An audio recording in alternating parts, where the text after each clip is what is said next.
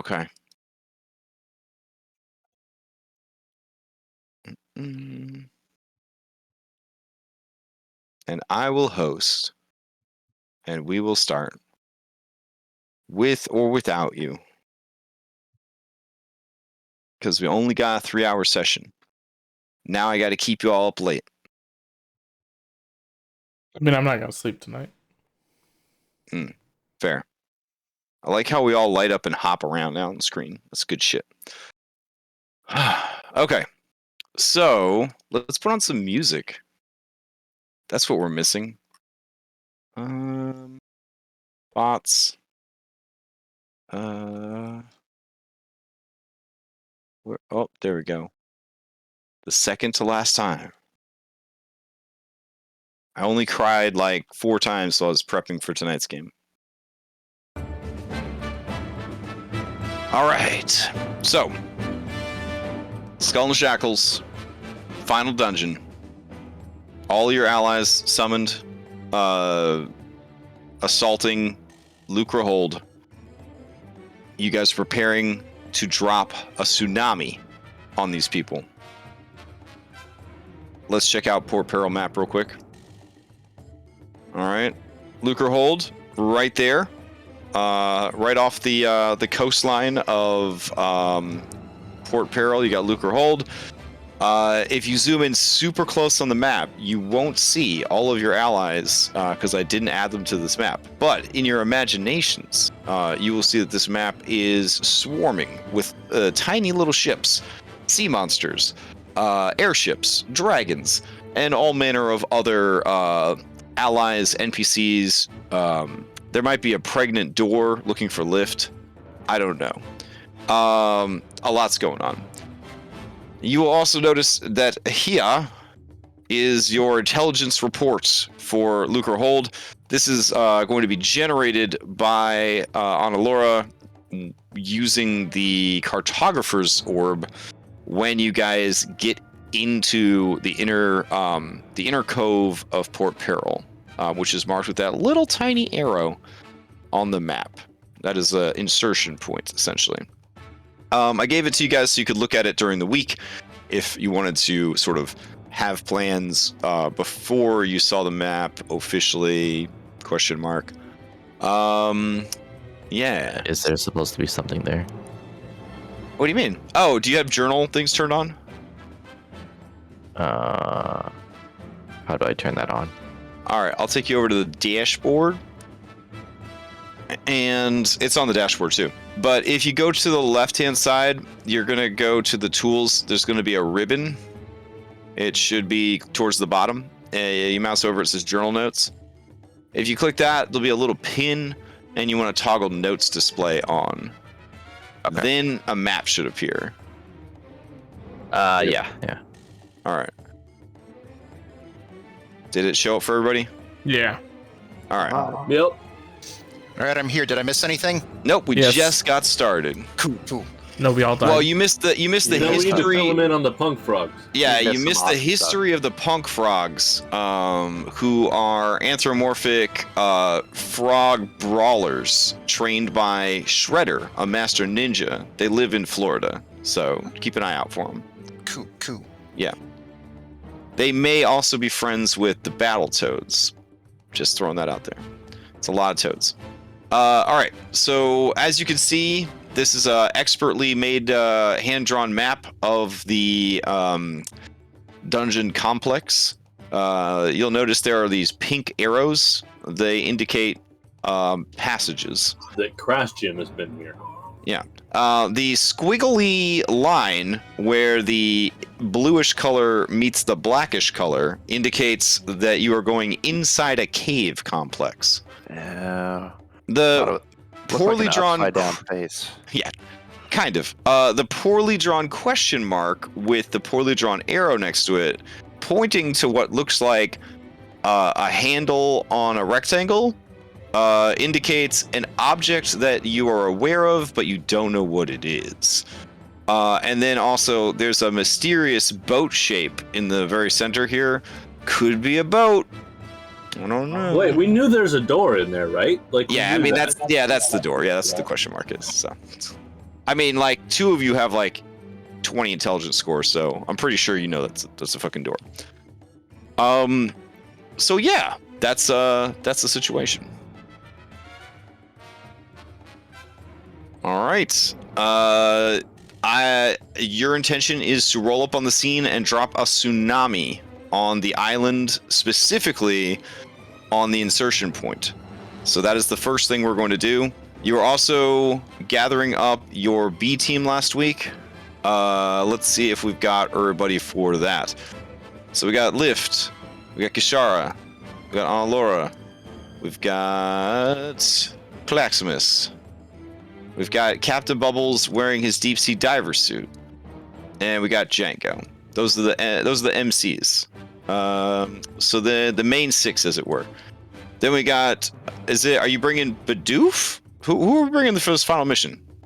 I believe we're bringing Sandara. All right, let me grab I was bringing the explodey lady. I don't remember what her name is though.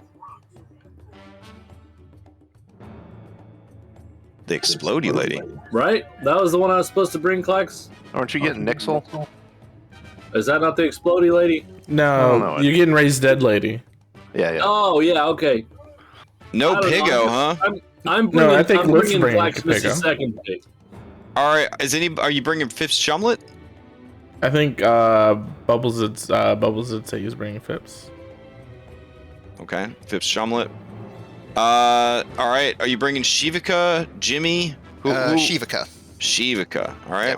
Alphonse. No, it's like I had this big emotional thing last week where Jimmy was going to be in charge of the Bullet Club and Alphonse going to be second in command while I was gone. Oh, that's right. That's right. Okay, so who is this last person going to be? Pigo. Pigo? For real? No, I have no idea.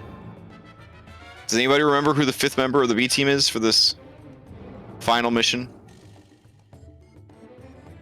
Did Analora bring... Was it Yumi, maybe, actually? I don't usually bring anyone. Because we only have 5, right? Yeah, usually my last one is I just let one of you guys choose. Okay. I don't think I chose Wume. I don't remember anybody choosing the 5th person, right?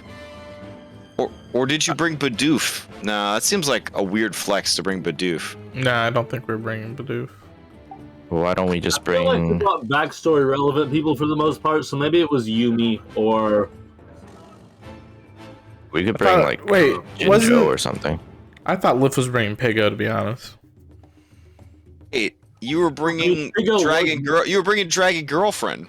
Yeah, Bubbles is bringing Dragon Girlfriend. My bad. Yeah, because she could breathe her breath weapon. Oh, yeah. Okay. I hate that like an NPC you picked up literally like right before the end of the game like bumps like somebody off your team. That happens in JRPGs all the goddamn time, where they give you some really strong ass person right near the end of the game, and it's like, how do you not take this person? You know what I'm saying? But I guess I had to talk to Pigo about that, so that's why Pigo didn't come. Damn. Okay. All right, so what you're saying is we need to come up with an in-character reason why Pigo can eat this person and gain their powers. Oh damn.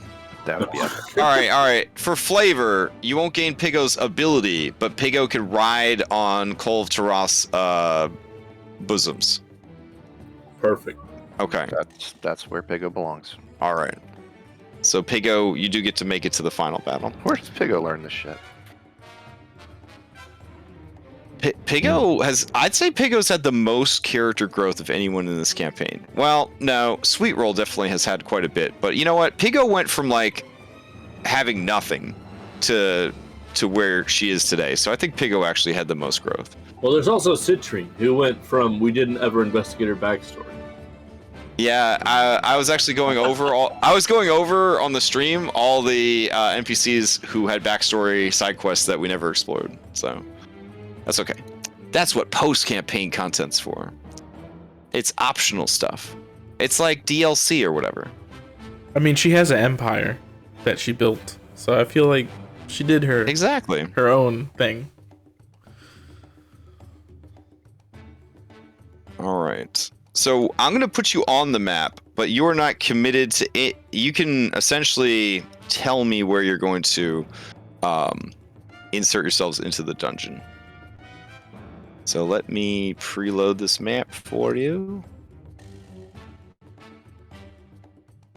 Okay, I'll activate this map, and then I'm going to get you some musics. All right.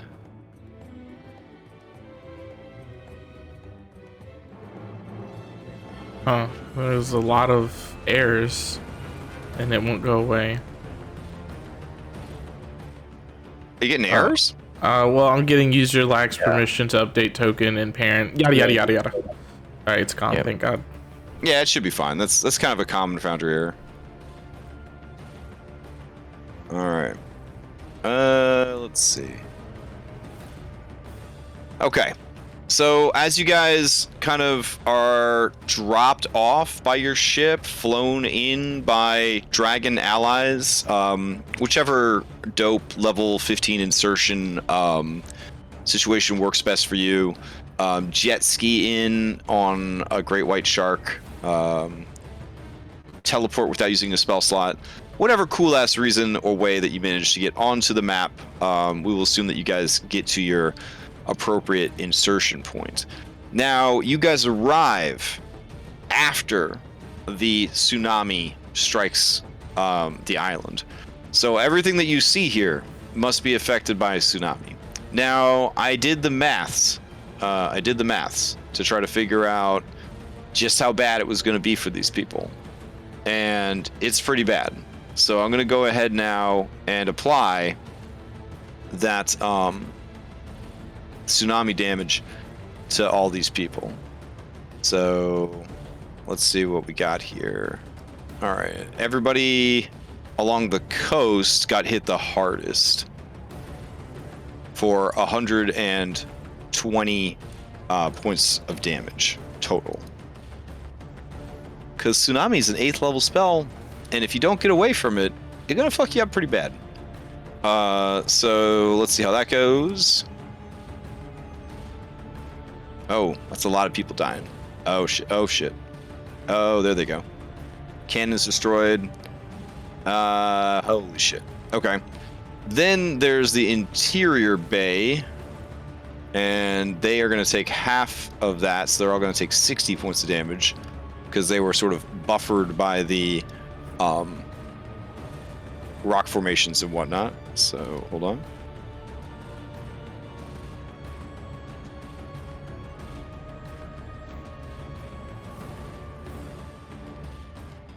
Yeesh. Okay.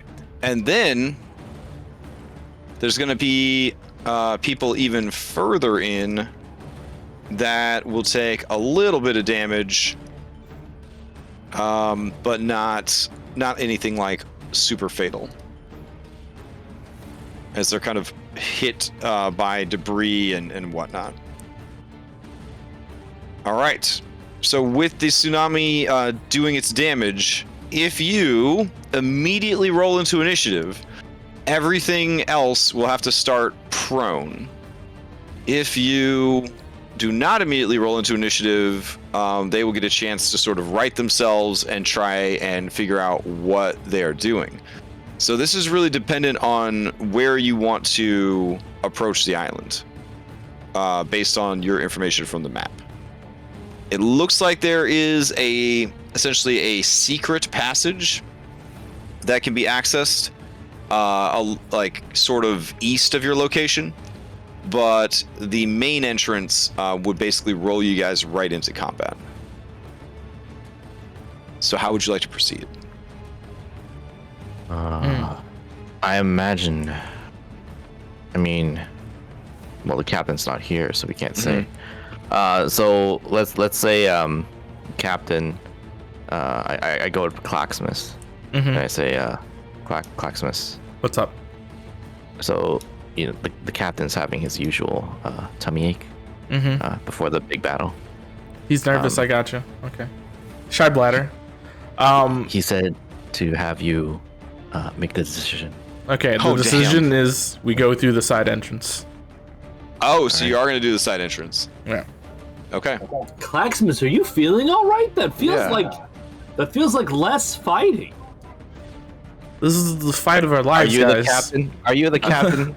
I agree with we got to be a Captain little bit Roommate. smart on this one. Yeah, No, I mean, Crab, I agree with you. It's the right decision. I just didn't expect you to make it. Look, it's been 20 weeks.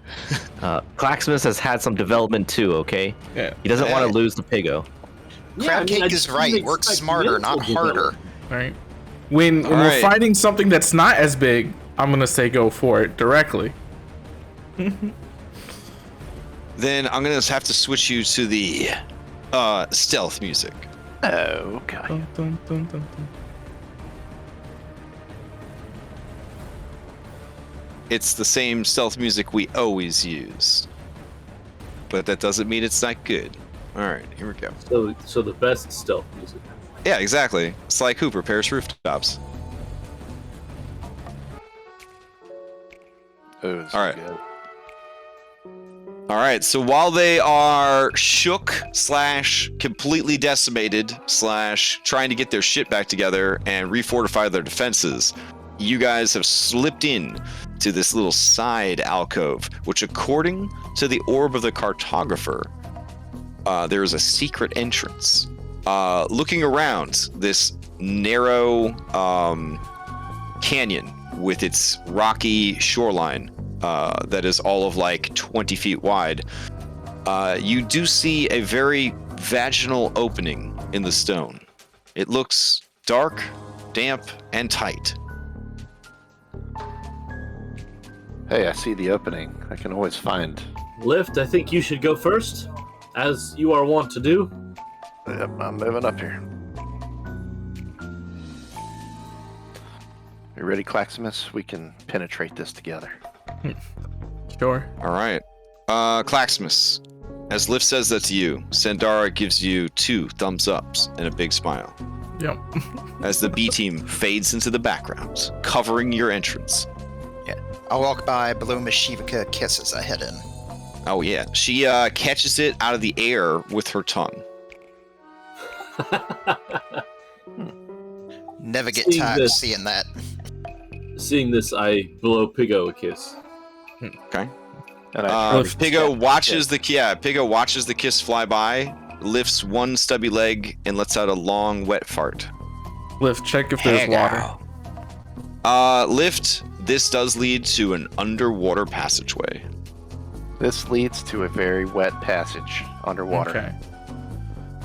So, Claximus and Captain, are you guys gonna have to go like one at a time? Oh, Yeah, the captain goes Uh, in his dive suit. if you want the dive shoot, I could use bubble, I think. Ooh. Yeah, that might work. Didn't we test that? Did it work? I don't remember. I mean, that's how Yeah. Bubbles survived the entire underwater campaign. Right. arc. Yeah. Didn't get to do much. I can't fight in the fucking thing, but I can live in it. Yeah, we should probably do that. Hold on real quick. Okay, Let me- so Bubbles, the first thing you do. Claximus, can't you just go through the rock? If I go into lava form, How long does that last? I mean, I would not like to go into lava form. Okay, never mind then. Yeah, what if like Minecraft, you found like a water reserve and it spilled over your lava form and you turned into like rock form and then got petrified. Like reverse Minecraft death. Yeah. Yeah. Okay. Well, if the intention is to swap suits and bubble up, how are you doing bubble? You just casting it? Yeah, I just have a spell. All right, so just mark off what, a first level spell slot? Yeah. All right, the first resource is spent. All right, you guys skabloosh down into the water, birthing yourselves into this completely submerged underground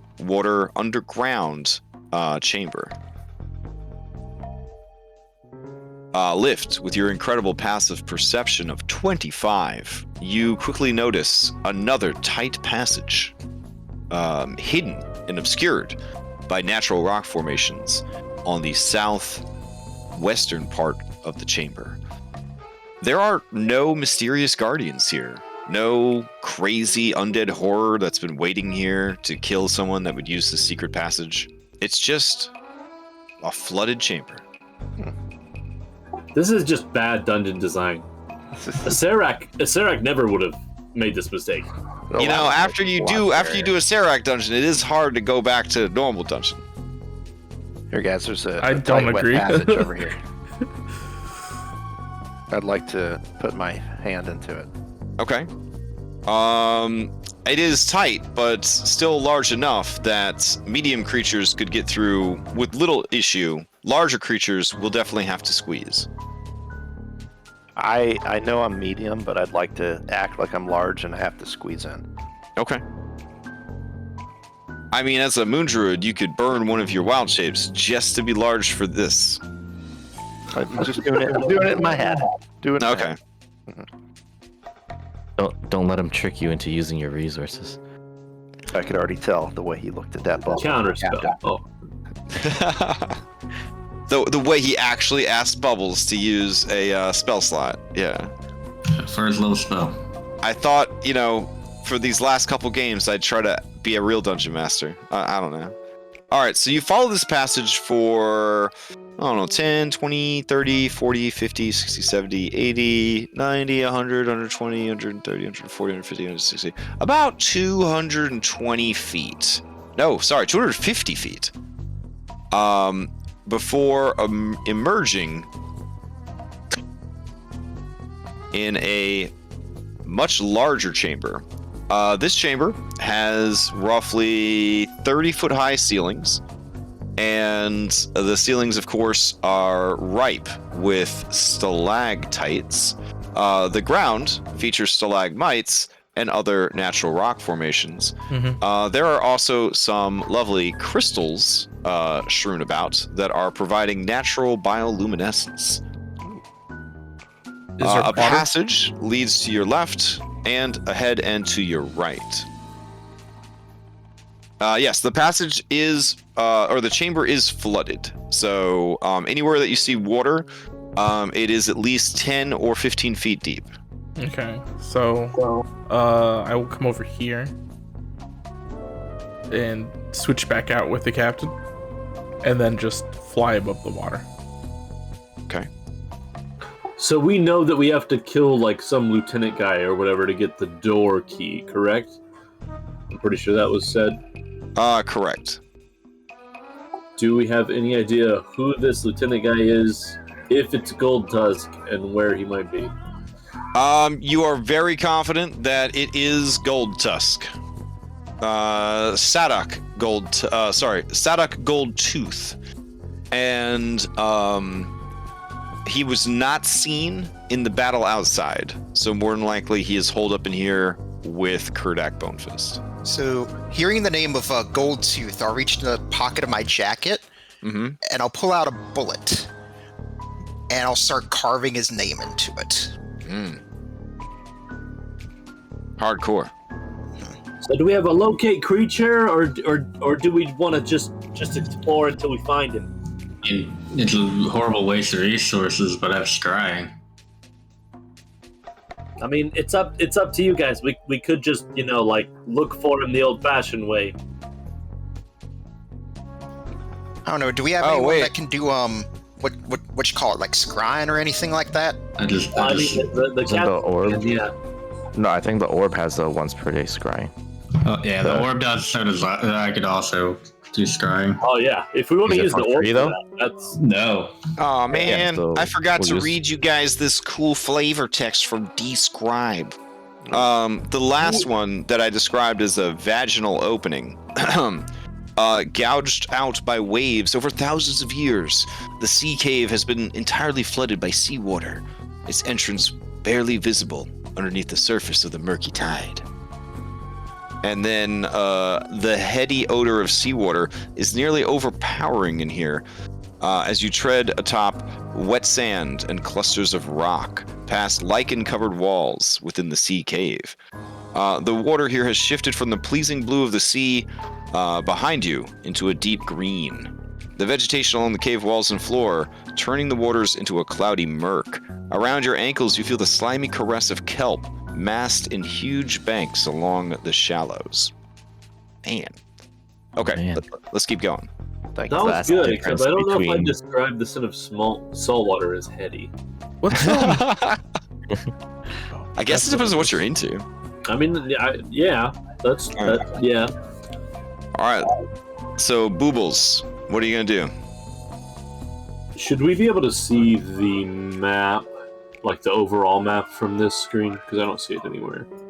You will find it in your journal tab under Lucre Hold Layout. Fantastic. Yep. Anytime you want to reference it. I mean, there's a giant door here. You see the giant door? Well, yes, that's the door we need to go through, Captain. But we have to find the key first, like and Goldtooth has it.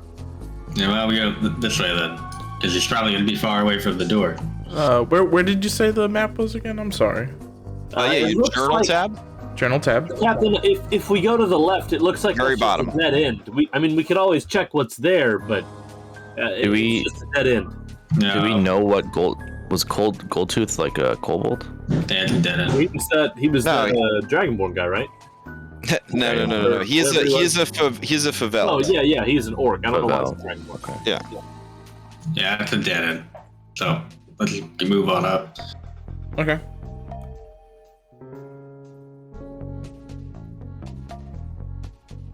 And like over here, Miss Left. Oh.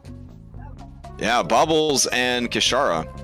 Kishara, I'm assuming you're stealthing and you're in a stony environment, so you're fine. Captain Bubbles, you see a creature. The creature is maybe familiar to you. These similar creatures were working for Calvin Candy. They are Canaloths, powerful, fiendish guardians that are often employed to guard areas. They have a ability to dampen teleportation fields around them. Okay. All right. It sees you. Like how far around them, or 500 feet. Damn, nice. Yeah. It's a very good investment if you're looking for guardians for your lair. All right, so this little doggo is going to roll itself into initiative, and we'll see what happens. Let me grab you guys and throw you into initiative as well. NPCs are in the way. There we go. And Lift is kind of off on his lonesome with that heady seaweed. There we go. Smells good.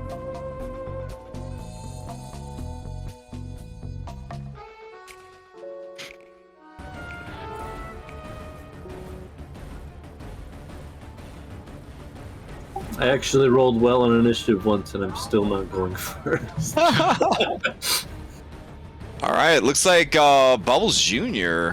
Go ahead and start off combat for us.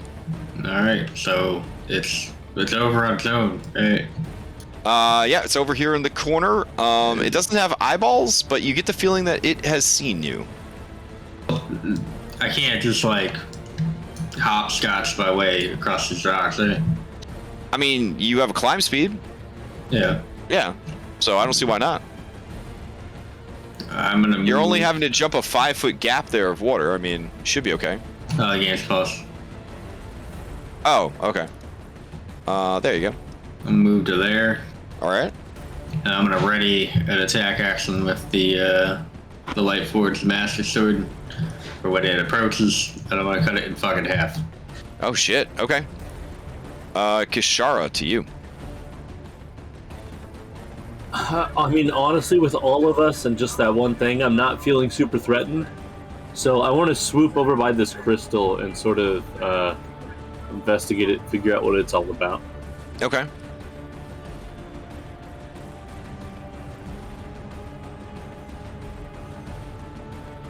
Oh shit. Okay. Yeah. So this is basically a type of magical. It's more of a fungus than it is like a crystal, but this is basically the shit or the poop from a type of lichen that grows in these caves. And over time, it builds up into these glowing bioluminescent crystal formations. Nice. Yep. Bonus action, I'll summon Yazrik, and then that'll be my turn. Okay. Laura, to you. Okay, so I guess I'll start off by summoning my 2 cannons. I can summon them with the same action now. Okay. So that's going to be a Levy and a Krakow. So I'll put... I'm going to go ahead and put Levy on Django's shoulder there. Oh, Okay. hello, little guy. And then I'll just say, keep him on your shoulder, and he'll be like a turret for you. Oh, cool. All right, Livy, let's go kick some ass. He'll also give you +2 AC. Cool. And then with my bonus action, I will get Protector going on. I'll have Krakow down here so that he hits Django, Claxmus, and me. Okay. For 8. And that'll be it. All right. Let's see. Okay. That will bring us to... That will bring us to Django. All right, so let's see here. Go ahead and move this way.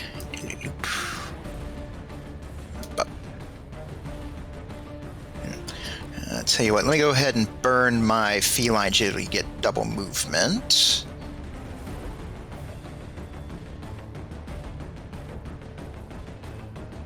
And then full movement will pop me here. And let's see here. I'll go ahead and ready at attack action with my pistol against the Canaloth here for when it gets within melee range of one of my allies. Okay. And that'll do for me. Whoops, sorry. No worries. All right, so that's going to bring us to the Grizzled Canaloth. The Grizzled Canaloth telepathically to you, Bubbles, lets out a long sigh and says, "It took long enough." And it begins to bound towards you. Its tongue begins to uncoil from its gaping maw, and it snaps the air like a whip over and over and over again as it builds up momentum.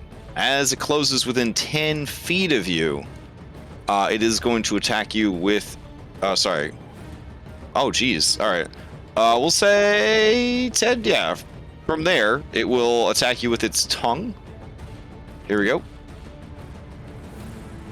And that is going to be 26. Yeah, that'll hit. All right, 22 points of piercing damage. You are medium or smaller, so you are grappled and pulled 30 feet towards the Canaloth, so it's going to yank you towards it. And as you are pulled towards it, When I get in range, can I attack it? Absolutely. Yeah, you guys exchange attacks. As it pulls you in... Oh, shit! Oh, okay. As you pull it in, it begins to rake you with its claws, but only gets a 15, I believe. That doesn't hit. No, wait, it does because the grapple from the Canaloth counts as restrained as well. Yeah, So, shit. well, I don't know. 21? Does 21 hit you? No, I mean, if I hit it first, I can't use a bonus action to react. No. Oh, yeah. Okay. Yeah. Then you take 17 points of slashing damage, and you deliver 20 points of damage to it. Or Yeah, 26 then, points of damage. And then my attack would go off. All right, excellent.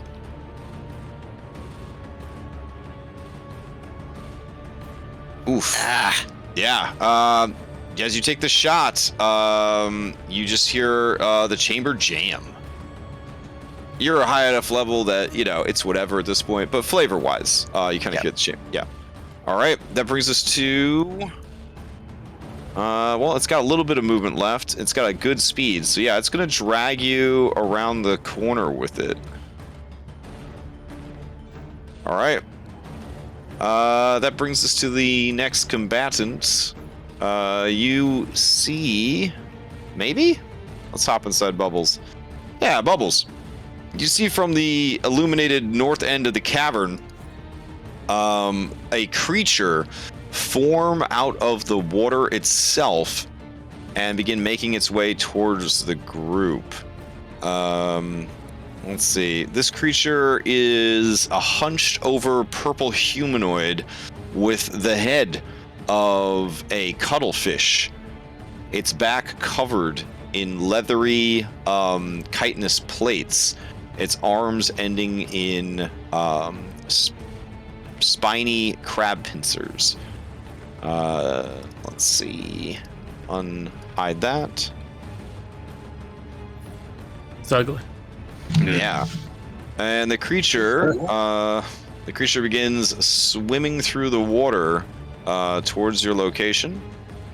And then it will move again with a dash to there. And I don't think this guy has a bonus action. Let me double check. Nope. All right. Lift to you. So yeah, I was intoxicated by the headiest smell of seaweed ever. Oh yeah. And thought that it was definitely going down this passage was the way to go. Uh-huh. But I hear some shit behind me. So I give a last glance down here, see if I see anything. And then I'm going to turn around and try to catch up with my friends. With your passive perception, you only see a you only see a narrow passage that could be fortified if you needed to hole up somewhere. All right, good to know. Yep.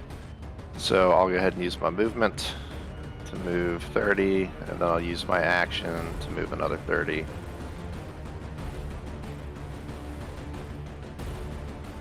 And that will be it.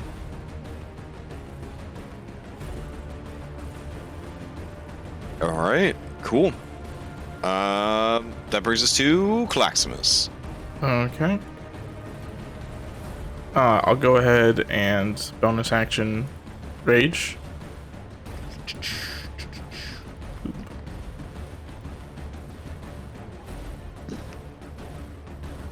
Alright, and then I'll use instinctive pounce along with that to move half my movement. I'm flying. Okay. So let's see. My movement's 104 or 130, so basically 60. So I'll use that to get there, and then I will ask where the captain went to Django.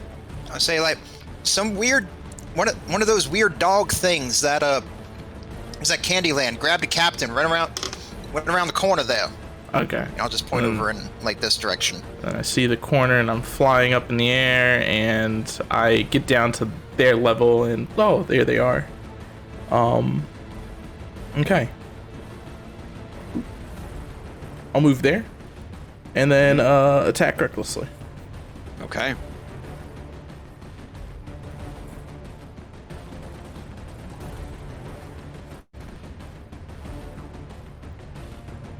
$18 to 20 to hit. If, oh yeah, these guys have an armor class of 16. Okay, cool. Need to turn on rage. There we go. Okay, and then I'll go ahead and add some more damage on top of that with Divine Fury, and then attack again.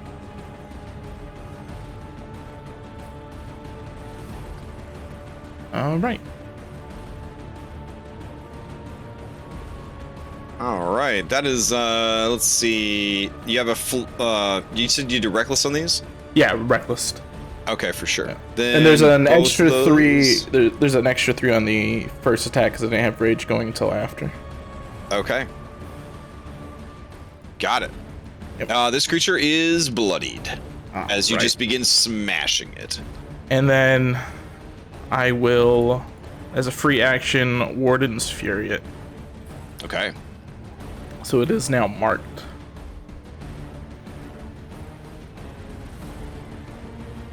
Alrighty. Anything else for Claximus? No, not me. I'm good. Okay.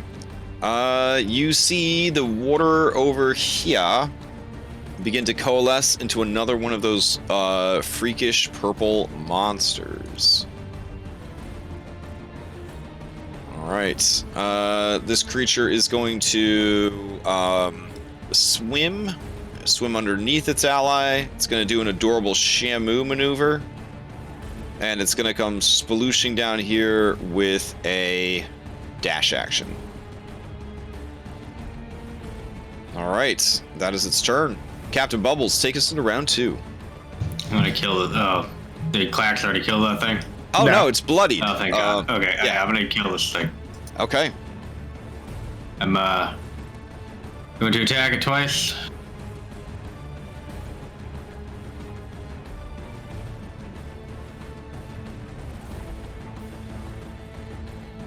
Damn, teasing you. All right. You are currently restrained still, but a 29 because of flank, and a 32 are both plenty. Let's see.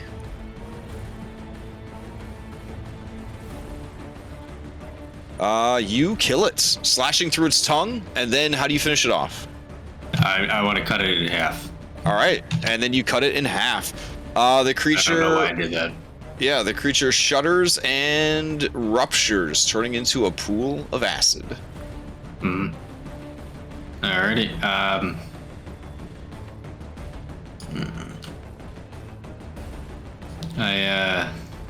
guess I'm gonna actually stay by Clax by getting near him. And I'm gonna say, hey, Clax, you gotta carry me. Carry you? What are you talking about? Like you can climb. Yeah, but there's that thing in the water. I can't fly. Okay. You still have your stupid armor on, right? No, I took it off to give it to you. No, I took it off to give it to you back. Oh, well, it's statistically worse than my regular gear, so no. Okay. Good to know, not to drop you into the water. Don't drop me into the water. I'd have to cast a bubble on myself because I'm sure got popped. Alright.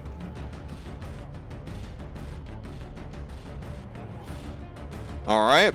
Anything else for Captain Bubbles? No, that's it. All right. All right. Next up is Kishara. All right. Was this crystal that I'm next to? Was it on the wall or on the floor or on the ceiling? It's kind of growing like sideways out of the wall. Basically on the map, I guess I could draw like where the flat would be of the ground versus like the walls. I left the walls like where you could access them to kind of show that they were climbable and whatnot. But yeah, there we go. All right. Is that helping at all? Yeah. Okay. I want to be in the air 20 feet away from this, the holiday one next to me. Okay. And then I'm going to throw my hat at him. All right. Is Analura adjacent or is she above? I don't know. Laura, what is your height at? Normally, I assume you're flying like a couple inches above the ground, right? Yeah, like 5 feet. Okay. Okay.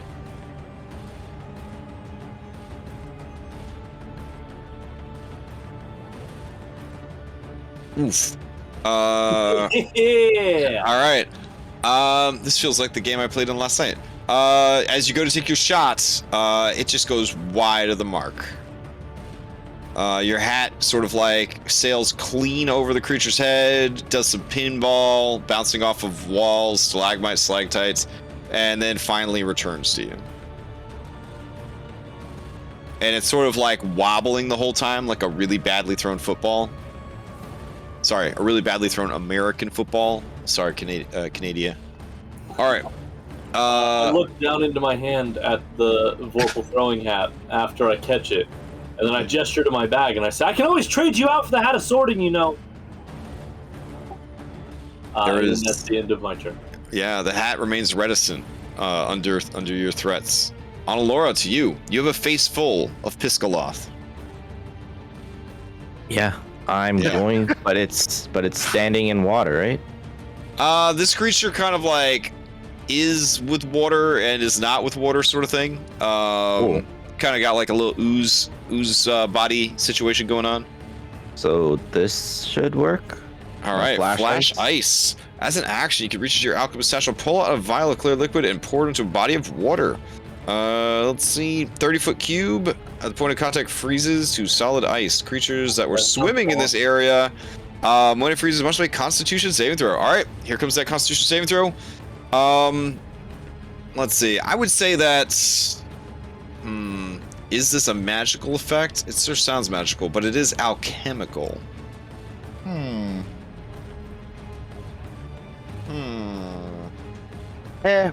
We'll say it's just alchemical. All right, here we go. Doesn't get its magic resistance. All right, it is trapped in ice. Yep. But you do create, what, a 30-foot cube of ice? Yep. So that's going to be a whole thing to deal with. That's fine. I'll just look to lift and say, I guess we can just wait until they're done. Unless you want me to cast Fireball? All right. Actually, that's a 30-foot by 30-foot cube of ice. This is why we banned that ability as soon as the real artificer came along. The ceiling? 30 foot. It's a 30-foot ceiling. Oh, nice. So yeah. But what's the water? Yeah. What about yourself? You were there. Oh, you're gonna put it there. I'm assuming, so you don't affect yourself. Yeah, Kishara, I will allow a dexterity save DC 18 instead of Constitution to avoid being crushed against the wall by this expanding ice. Well, I appreciate that. Yeah. Otherwise, we're gonna go with Wall of Ice Fall. Oh my god. Oh my god. Yeah! Okay. Wow. Hold on. 3 so far. That's incredible. I've That's only like rolled twice. 3 in a row is like 1 in 500 chance, right?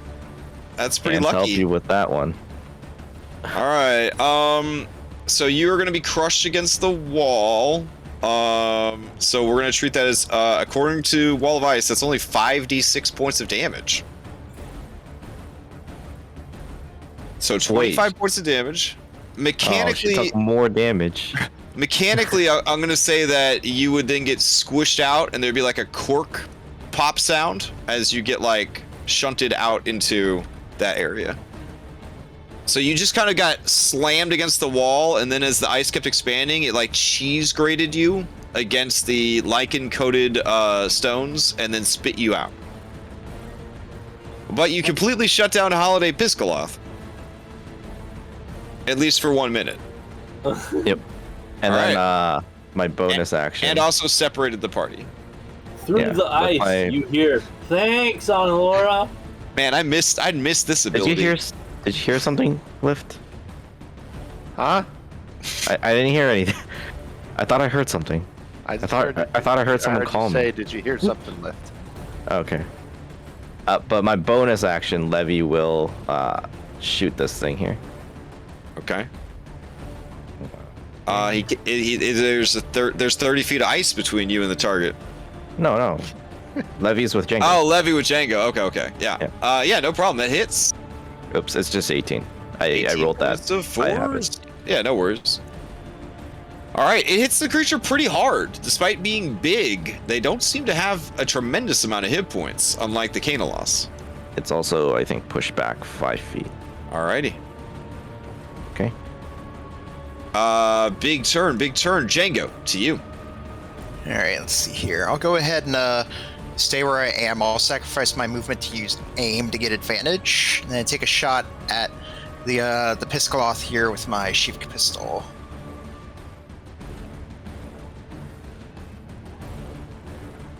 Oh, Yeah. Aim action hits. And sneak attack. Very nice. 15 and another 27 with sneak attack. It is Dunzos.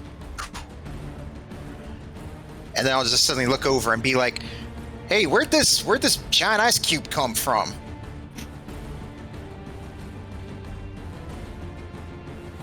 I like how those Piscaloth could have had any abilities on Earth, but we'll never know. No, you might. You still got all one right. alive. And then that's it for me. That's true. It's trapped in the ice. All right. This guy is dead. This guy is dead. Lift to you. Yeah, I'll walk over to Laura. Say, what is this up here? What did you do? Something was trying to attack me. So I froze it. Well, let me cast my most powerful spell, and I'll cast Shillelagh. And I will go ahead and attempt to shatter this entire block of ice. Oh, nice. In the description, can you drop the ice, or does it just stay for a minute? I believe it just stays, but let's see. Okay. This can be fixed. I mean, don't worry. because I'm not concentrating on it, so. Right, you're right. Yeah, I think it just A stays. trapped creature can use an action to make a strength saving throw to break free of the ice. Oh, So I guess, like, if you do a DC 18... So, like, Liv, strength check. using your Shillelagh, give me an athletics check. Okay. All right. The DC is 18. Oh, I got this easy. Shillelagh uses, like, wisdom. Though. Oof. Oof. Ooh. Well, it's still an attack. It should. I don't know why it's... Oh, no, but this is athletics, yeah. Yeah, this is an attack. Like, you just make your weapon magical. Yeah. Yep. Well, I would say since you're using Shillelagh, you could have applied your wisdom, but you still rolled a 12, which I think would have come in at a plus 5 from your wisdom, so it was 17. Oof. You'd have been just shy. So you crack the ice, but you do not shatter it. All right. Anything else from Lift? Just give me a couple more whacks at this. I got it. All right, Claximus, to you. All right, with the captain holding onto my back, I fly out and I fly in, and I go and attack the ice. This is an inanimate object, so if this hits, it's a crit.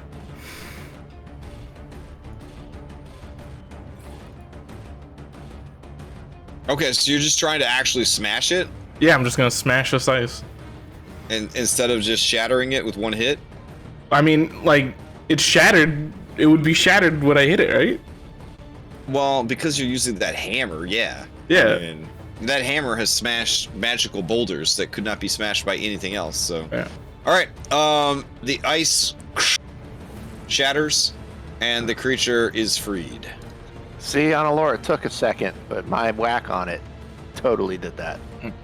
Impressive. All right. But now it's gonna attack me.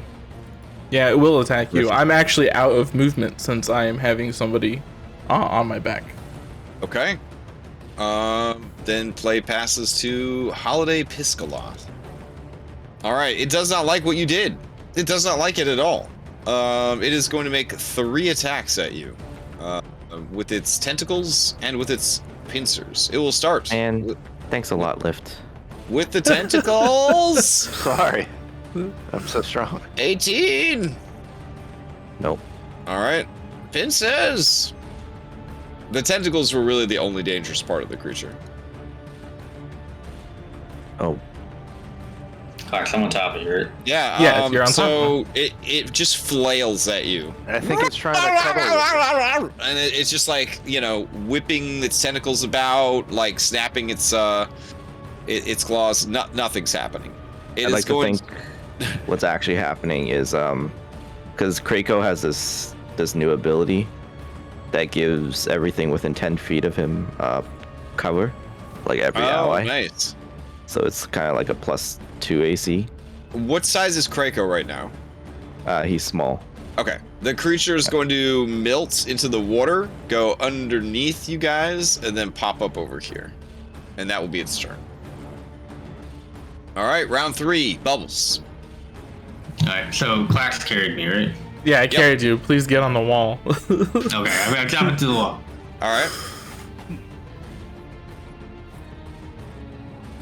The wall is slick with Kishara blood. Ugh. Thank you.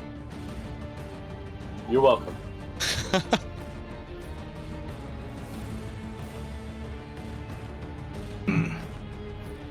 All right, I'm gonna move to here.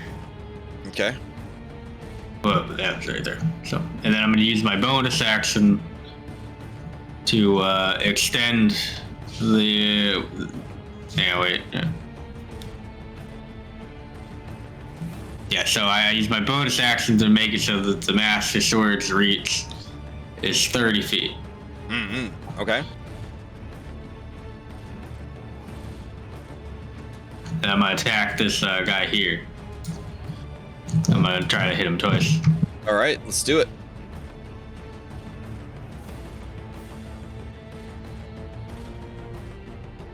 I should have been a barbarian. Yeah, you've been you teasing these critical hits You're tonight. the opposite of me tonight. Yeah. All You right. You know, no like crit, useful. no crit, and another big hit. This creature is thoroughly bloodied, barely hanging on. All right. No, all I got. The entire Alrighty. time, Lift was screaming, so he thought Captain was trying to attack him. And all the sword swings are like coming like so close that your hair's being like blown by the passing sword. Yes. Yeah. Kishara, to you. All right, I'm gonna say, I don't really know if it's worth trying.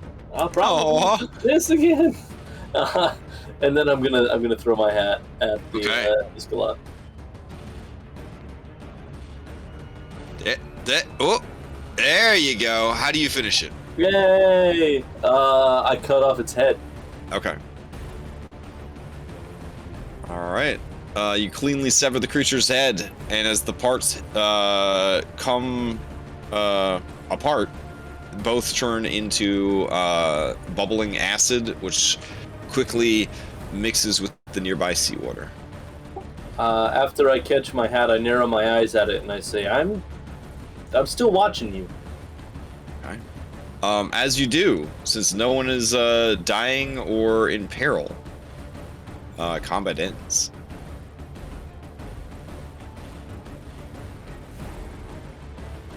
But we're all in peril. This is port peril. Fair. So I want to actually go investigate the other shining crystals now and see if I can tell why some are red and why some are blue. Okay. I'm actually going to join him on this. Okay.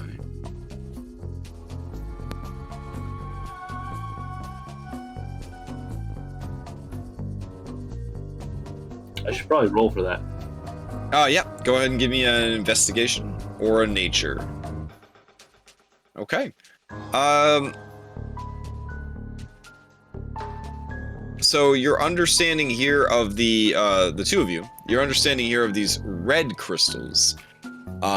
These crystals, in ages past, would have been what's known as Sci Crystals, and they would have provided power to psionic characters.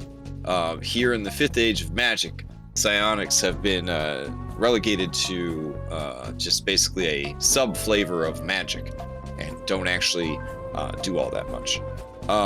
But if you were to take these crystals and find the right buyers, such as Underdark races that have innate psychic abilities, they would have some value to those individuals. Oh damn! I bet those mind flayers would like this. Maybe That's what those I was weird thinking. rock people we met too. You know, the ones that like didn't have emotion or whatever. Yeah, so these crystals could basically be used to intensify psionic abilities, weapons, things like that. They essentially have an innate magic to them. They're like little mana batteries, but for more psychic type magics. So I have that tattoo of mine. It's called Mark of the Mind Thief. Mm-hmm. It's all about like psychic and anti-psychic stuff. Mm-hmm. Would I be able to, in theory, use these to like supercharge my tattoo? That'd be pretty dope. Yeah. We could say that if you were to take some time, like if you could carve out an hour, maybe, you could essentially powder, like grind down, this stuff and straight up like snort it, into your brain box, and you would essentially be able to spend a hit die to recharge a psychic-based ability or sonic-based ability. Oh, nice. Yeah. It's like, congratulations, you found crystal meth. Nice. DM inspiration. Okay. I didn't mean to do that. You just say they were for flavor because your dice are red and crystal-like and. I just picture Bubbles is kind of on edge here because this is it. This is like everything's coming due, and you just keep like turning on the lightsaber part of your weapon, just like wow. Sorry. Wow. I try to, because I heal outside of combat. I just heal back to full pretty much. Yeah.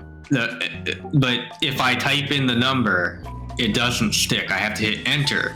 But when I hit enter, it re-rolls the last thing I rolled, which is my attack roll. Can't you just push the heart in the... Yeah, there should be a little box for like doing like, do you have something like this on your screen?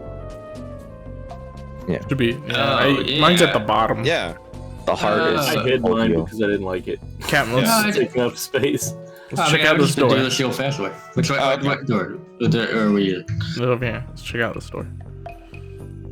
Okay. That's the I'll door take you we're over looking there. for. I'll take you over there. Thank you. All right. As you examine this massive door, it seems to be made out of adamantine. The mechanisms of the door seem incredibly advanced and also magical. Now, more than anything, this stands out to you. Towards the center of this lock, which looks like a ship's wheel, thematic, there are 7 divots that look like they could hold coins.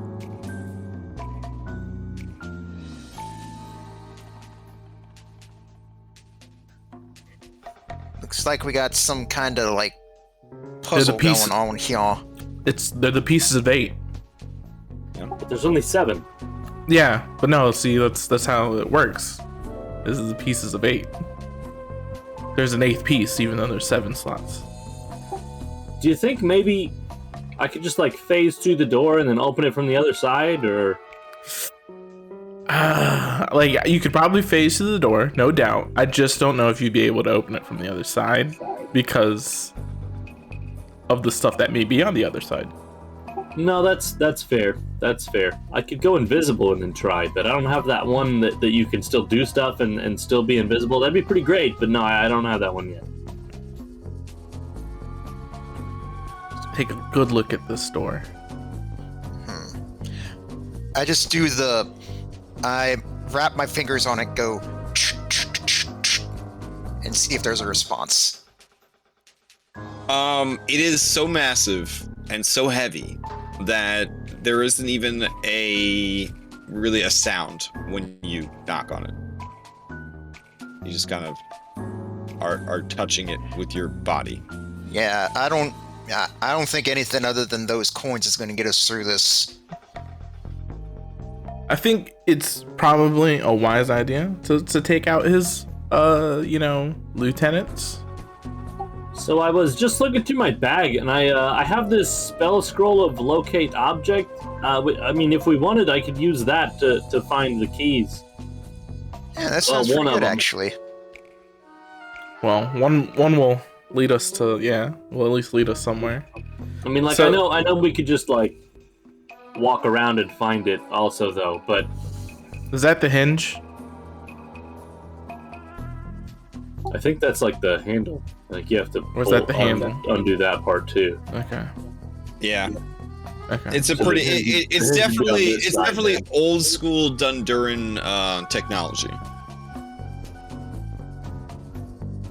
I mean, I could probably like break the rock, but that could risk a cave in, so we probably shouldn't do that. Yeah, I mean, I'm fine with hunting down the lieutenants or whatever.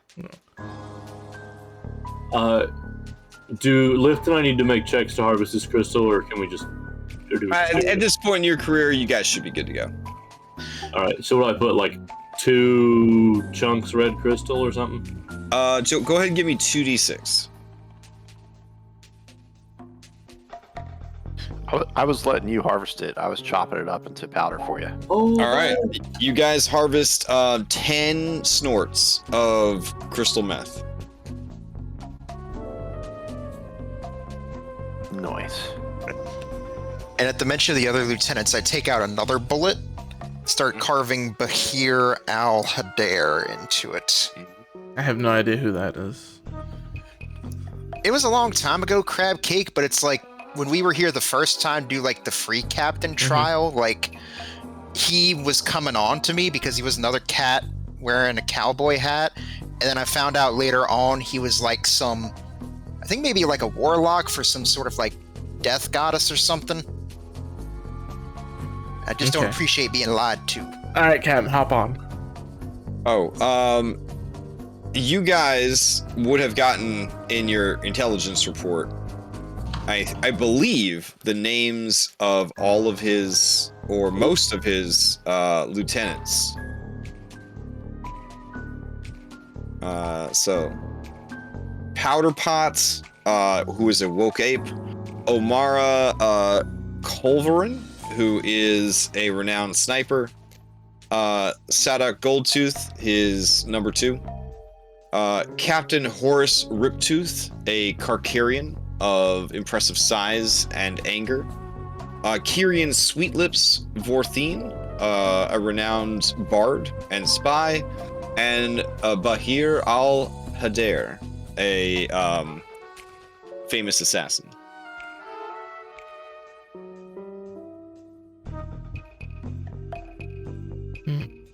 All right, so are you going to cast Locate Object or no? I mean, I don't know if it's worth it. Are you going to use that scroll for anything else, Kishara? Sure, you I didn't mean, even know maybe you I'll had use it. it in my epilogue to find Oh, some snuggly Screw your thing. epilogue. I mean, Use it. couldn't we just Use use it. scrying for that shit? A scroll is I mean, less my- resources No, than what I scrying. need is your fucking epilogue shit. Can't we just scry?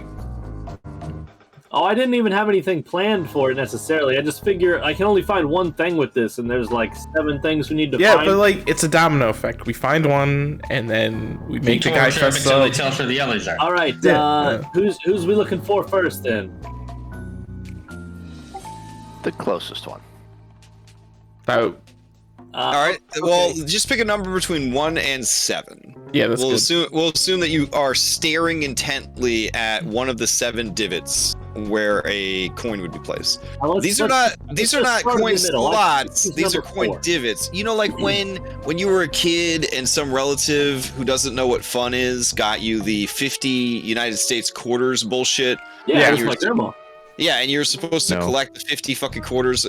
Okay, whatever Canadians use for money. Beaver tails? I don't know. Like, and so you had to put them on the little thing. You know what I'm saying? Like, it's like that. But a metal door. I think I actually completed mine, but yeah, That's impressive. thank you. I will. Yeah, I'll stare hard at number 4. So well, let's just start in the middle. I don't know. Okay. And then I will use my locate object scroll to find the key for hole 4. All right.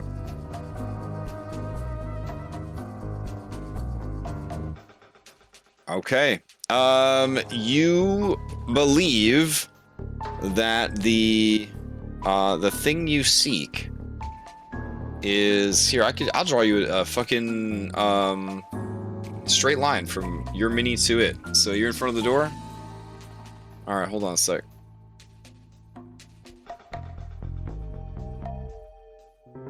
All right. There we go. Can you see it? Nope. You don't see this pink line I drew? No. How about No, now? All right. Yeah. All I right. point and I say, it's that way. And we'll go full Skyrim. We'll just leave it on the ground. Nice. All right.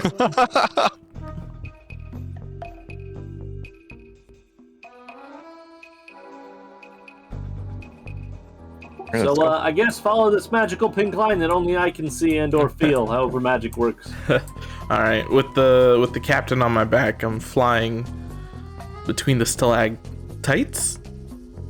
Okay. Oh, yeah. Yeah. Using them go as ahead cover. Hop over these rocks here. Okay.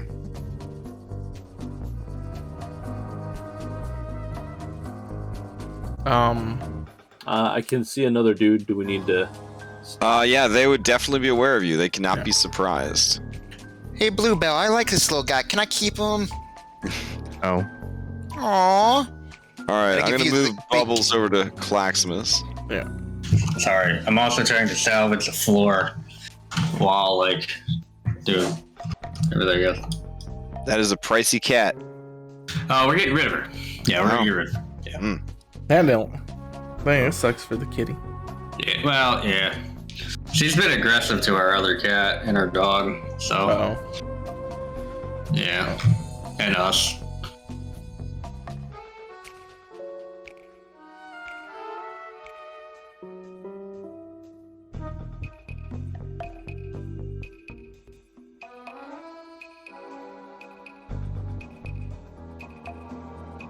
All right, let's see what I could do You here. rolled Levy instead of yourself on alert.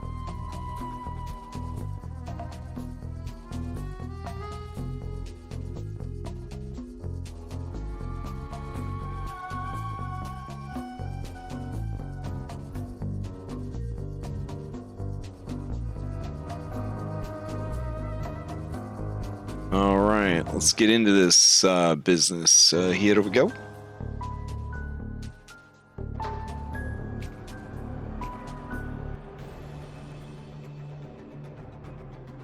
All right, we got all these little Pokemans in the initiative. All right, Captain Bubbles, you won initiative again. What are you gonna do? Alright, I'm being carried by Claxmus still, right? Yeah, but we're at the ceiling level. Okay. Yeah, so you could like monkey bars the stalactites. Yeah. And which way is the enemy? In the direction of that pink laser beam. Okay. Game's pause. That's all I Oh, give. sorry. All right, go for it.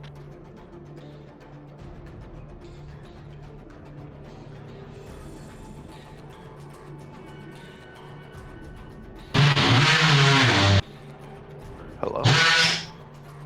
Hey. I see it. Someone blowing their nose? No, we're cutting trim. Oh, okay. Yeah. Again, brick house right now. Alright, so I can't hit it from here. I'm gonna hit it with Eldritch Blast a couple times. All right, go for it.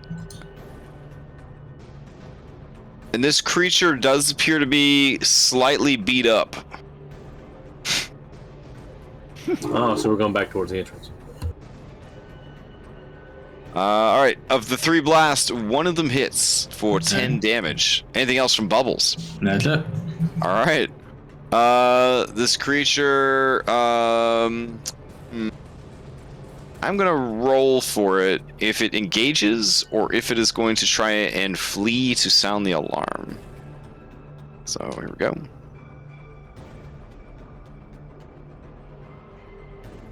All right. It is going to rush forward.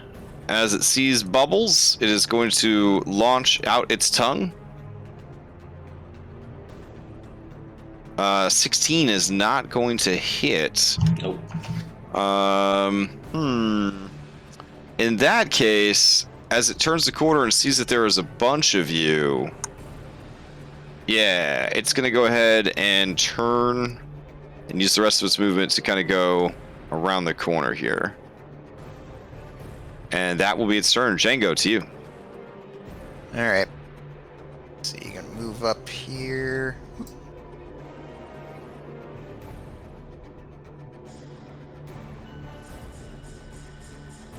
This way. Who? Tell you what, I'll go ahead and burn my feline agility to get double movement. Boop. Tell you what, that'll put me right next to Anna Laura, and I'm here with Levy, and I'm like, and I take off my hat and I look at her with the big cute cat eyes and be like, please, I want to keep him, please. What do you think I am, Django? Your cat eyes don't work on me. Not anymore. And I just Damn. and that's what I do for the rest of my turn. Just try to keep giving her the cute cat eyes. Fair enough. They On get Laura, it's bigger you. and bigger and bigger. Let's see. I'll ask the captain where the thing went. He would indicate to the right and then around the corner. Okay.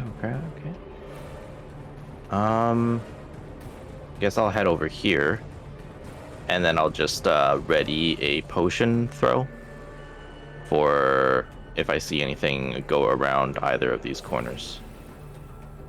Okay. Kishara, to you. Alright, I got 60 feet of flying here. So let's see what I can see.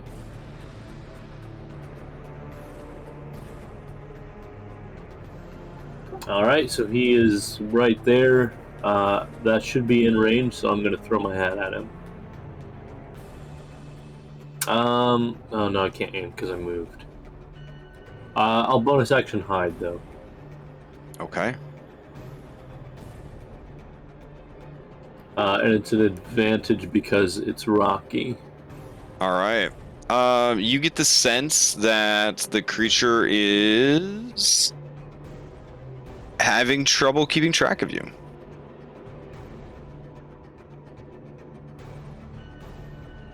All right, and then popping out from stealth, you catch it by surprise. Oh, very nice. For 41 points of damage, it is bloodied. It's right over here, guys. And then that'll be my turn. Okay.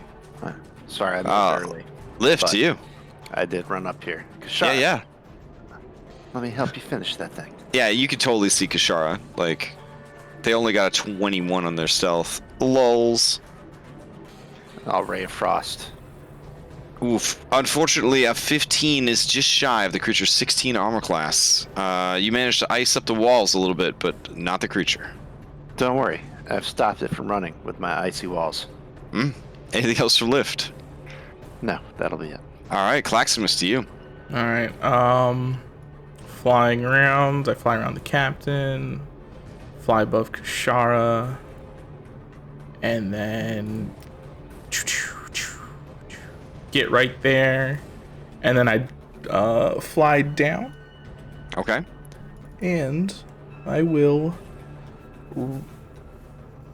recklessly attack it with the first attack.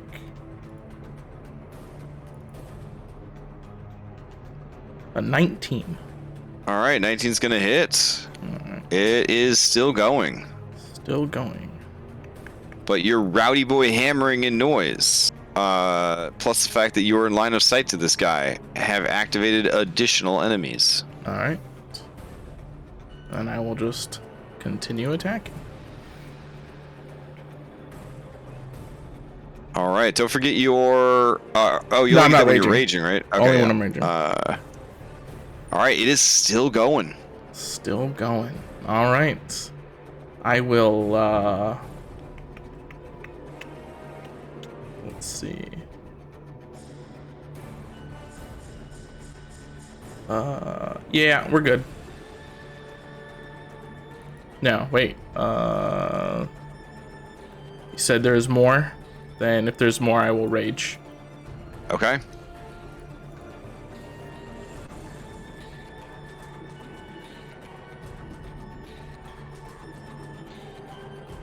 Alrighty. That brings us to this jabroni right here. He will ready an action. Okay, that brings us to this creature right here. It is going to Run and dash. Okay, brings us to this guy right here. All right, this guy. Let's see.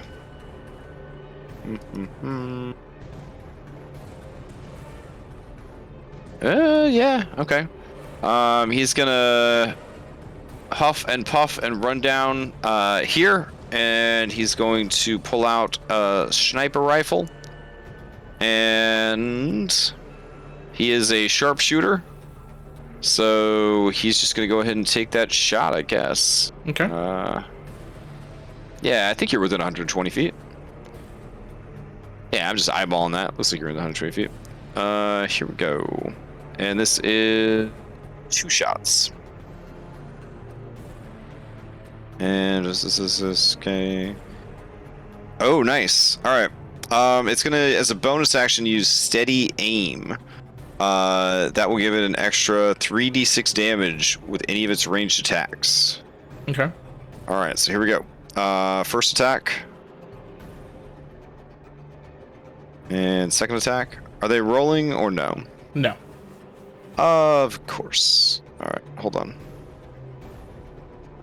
Foundry love keeping track of ammunition. All right, let me see if it works now. 1 and a 2. These are advantage because you were reckless, so we got a 21 and a 14. Okay. All right, so the 21 is only going to hit for 4 plus the 3d6, so it only hits for 11 damage total. Okay. Alrighty, that brings us to top of the round. Bubbles. Alrighty. But Bubbles. look at this Dunduran mercenary. Oh, so cool. He's dope as hell. So Yeah. stoic. Alright, so I'm gonna use my bonus action to extend the Sunblades, or Master Sword Sunblade thing. Okay. Range 30 feet. I'm gonna attack the thing from Resident Evil. All right, go for it. 16's gonna hit. How do you finish it off? Alright, slice it right down the middle. All right, the creature lets out one shrieking howl and then melts to acid. Alrighty. Would I do that? No. From your position, you do see through the winding passage this Dunduran sniper. I'm gonna shout out, whatever they're paying, we'll double it. Just saying that, just throw that one out there. Like, don't be a hero, buddy. It's not worth it. All right, he looks over his shoulder towards the west, and then looks back at you and starts loading another round. You're gonna regret that. I'm just saying, man. All right. Yeah. Anything else? Yeah, I'm just gonna chop a random rock in half. Okay. I have a secondary action, so I'm gonna fucking take it. All right. You a nearby stalactite or stalagmite, you chop it in half. Alright. There's a little like red beam of slag where it used to be. Alright, that's my turn. All right. That brings us to Omara, and then this guy who is Deadzos. That brings us to Django. All right, I'll from where I am, I'll call it to Captain. Like, Captain, what do you see over there? It's a rad looking Dunduran sniper. Ah, all right. I think he might be a gunslinger. he thinks he's a gunslinger. Just like you. No, I'm better. I'll go ahead and take item interaction to swap my pistol for my rifle. And then I'll go ahead and take movement.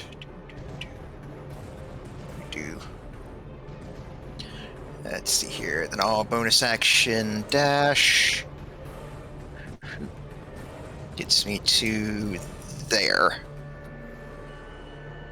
And that's my turn. Okay. Django, you see there's a second sniper. I'll call back and say, like, I got snipers up in this direction. All right, this guy is gonna move, and that is his turn. And he splooshes into the water. All right, Laura, it's you. Yep. Let's see. So I'll move down. Oh, I'm on the ruler. Okay. So I move down with Krako here. To there. Okay. This one is 115. All right. I'm going to, I believe it's 120. Oh yeah, I guess Baubles. No, it would just be Claximus. Claximus, this massive Carcharion comes into view. He is swimming with his fin up in the lagoon outside. Oh, you can have fun swimming in the lagoon. Okay. All right, Laura, what else you got? Yep, I'm gonna channel my amulet, which I guess I didn't tell Django, but during the prep, instead of doing the fairy fire for him, I have the scorching ray amulet again. Oh, okay. Yeah, just so I have more attack options. Gotcha. Okay. All right. Kishara then? Oh no, I'm using okay, got it. Oh yeah, 21 is going to hit. Second one. The third one. And the extra damage for the hit. All right. So this is the 18 hit? Yeah, you light this guy on fire. He cries out, short and sweet. And he falls over dead. I'll say, and I'm not even the sniper. And then I look at this guy and I say, that's our sniper. I point to Django. Yeah. And then Levy, I guess, will shoot at him with disadvantage. Okay.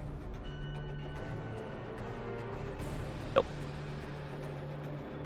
What's the range on Levy? 120. Oh, yeah, you can't. I don't think you can hit him, right? Oh, I thought it was minimum. Oh no. Yeah. It's not like if there's two values, it's short range and long range. Otherwise, it's the second number is your max range. Yeah, okay. So no. All right, no worries. Okay, Kishara, to you. All right. I'm going to say, well, guys, I guess I'm just going to keep following my line a little ways. Okay.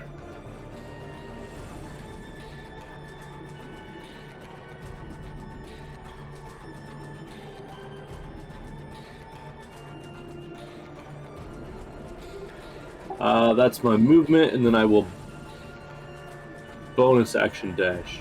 Okay.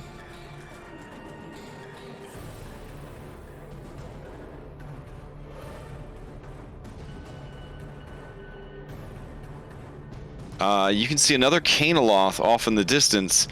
You can also see, from where you currently are, that there is some kind of golem. It looks like cool. its arms have been replaced by fucking cannons. That's cool. You should have saved your recruiting speech for this guy. And beyond that golem, you see what looks like a tavern, which triggers this flavor text.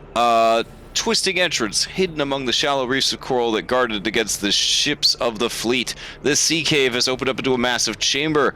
Let's see. Unearthly light reflected along the surface of shifting waters. Narrow winding passages through the stone. Inside, a makeshift town has been constructed, a rude sanctuary for the ships and personnel of those who sail under Kurdak Bonefist. And sitting at this table is a very big, very angry Carcharion, decked out in some armor and weapons. Oh, the shark guy. He's the one that had number 4, I guess. And then I'm going. Yeah, you see the laser, you see the laser just goes wah, like right into this dude's pocket. Nope. Yep. Definitely him.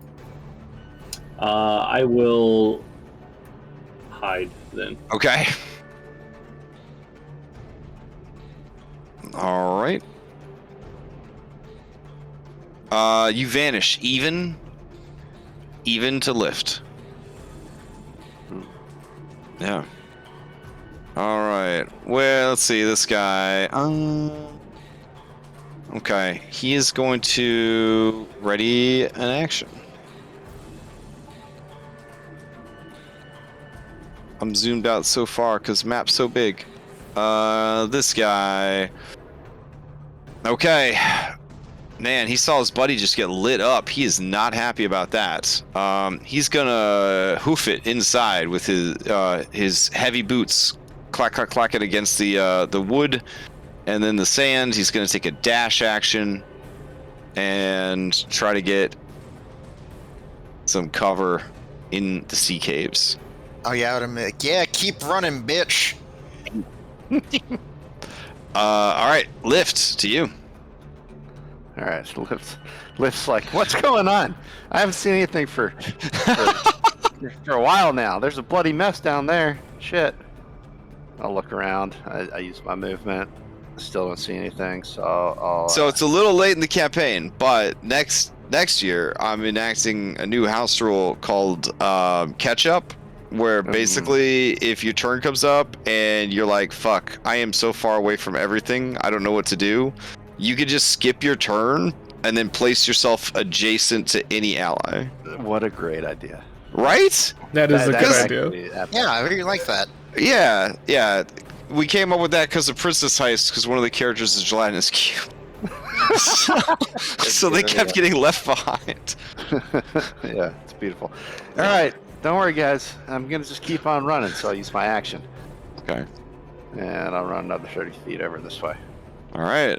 As you turn the corner, same deal. You see the Canoloth, you see the Cannon Golem, and you see the happy yawning mouth of Captain Horace Riptooth. Wow, perfect. He Wow, I was see a lot he of was stuff. voted best smile, in all of Kurdak's people. So I can Yeah, see because why. everybody was afraid they'd eat him if he didn't vote for them. yeah. All right. That's gonna be into my turn. Okay. Yep. Clax, to you. All right, I'm gonna take off the ground and start flying.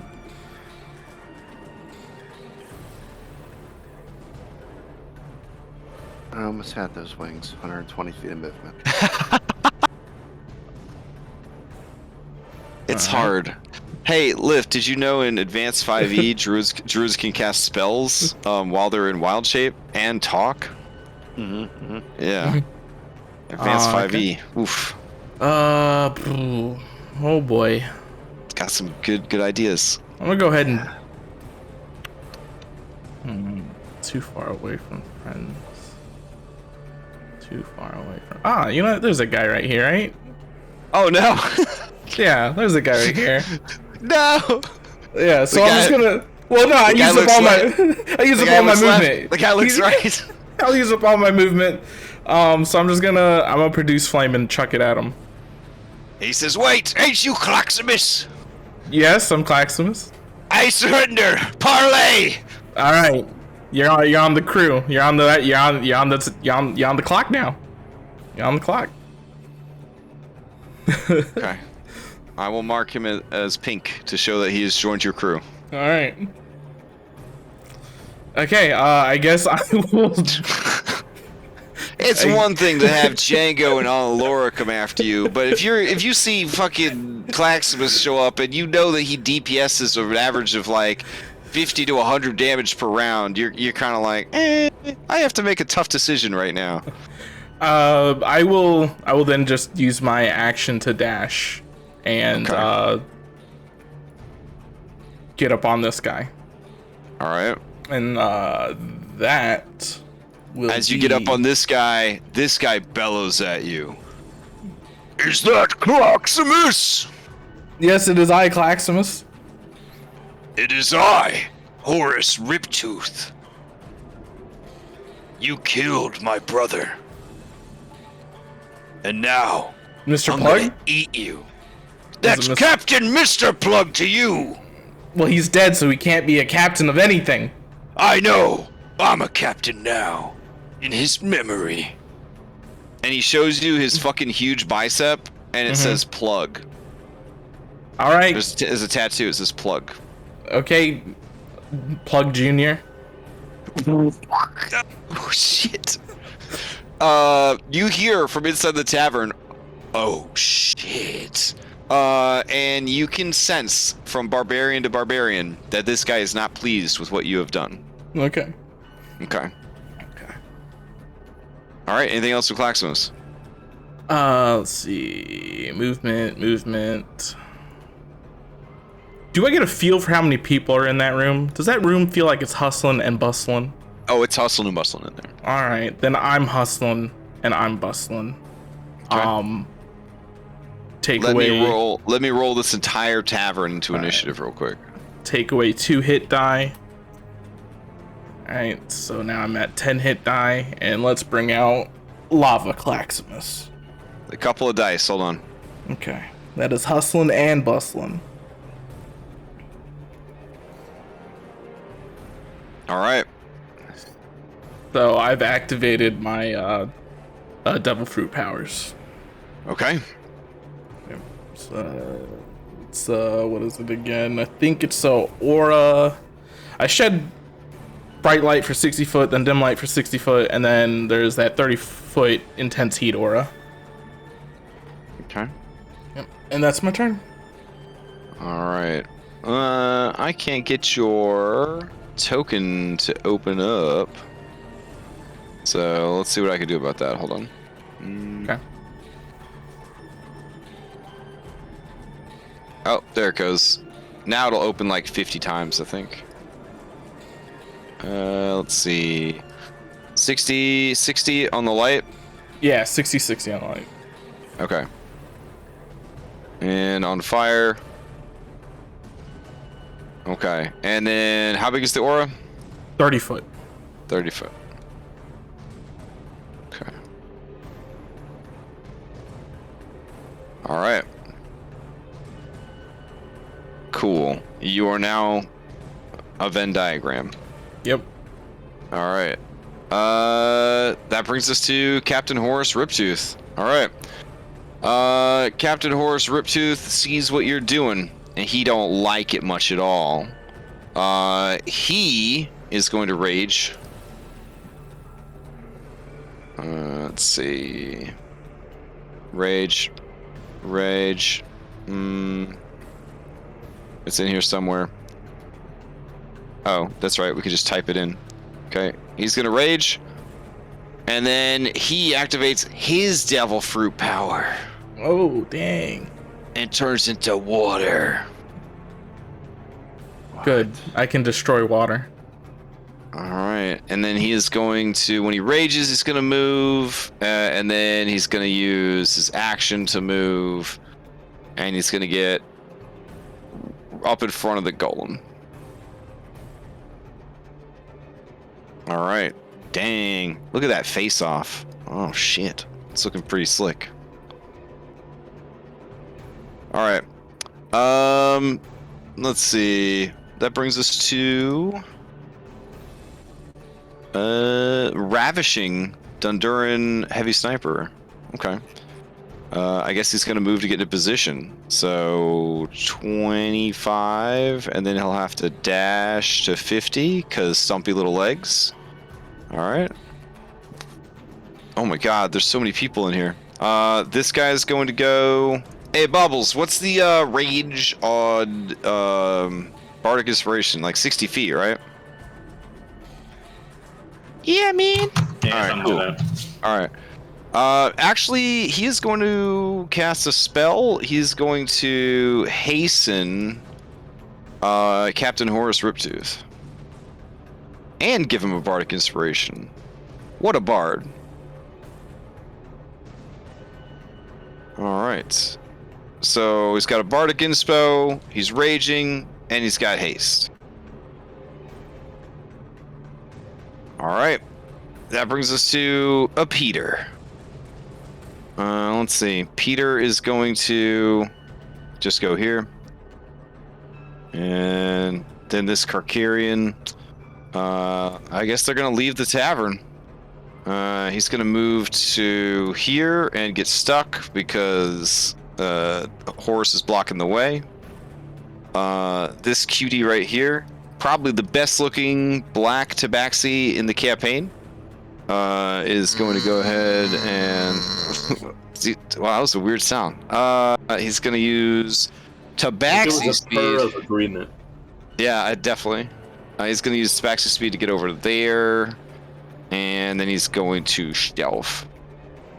All right. That brings us to this dude.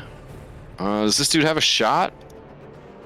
Let's see. I really need to set up in the future sniper monsters with vision on them. All right, he doesn't. So he's going to move to here. And yeah, he's going to go ahead and take shots with steady aim at Claximus. So hold on a sec.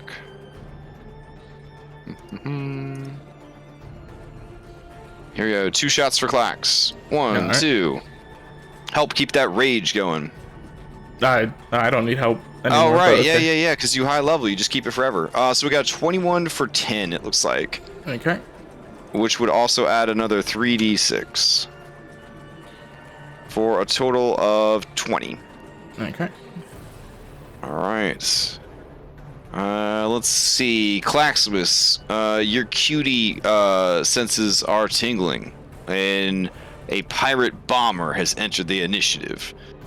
She's going to sashay over to here, and then she's going to take a dash action to here, and she's going to... Let's see. Okay, disengage the bonus action. All right. I guess she'll just have a bomb ready to go. Yeah, that sounds good. All right, and that will bring us to, let's see. Man, Claximus pulling the tavern all by himself.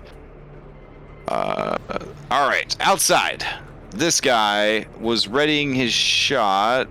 Didn't take one. He'll just re-up to ready his shot. This guy over here. Oh man, there's so many.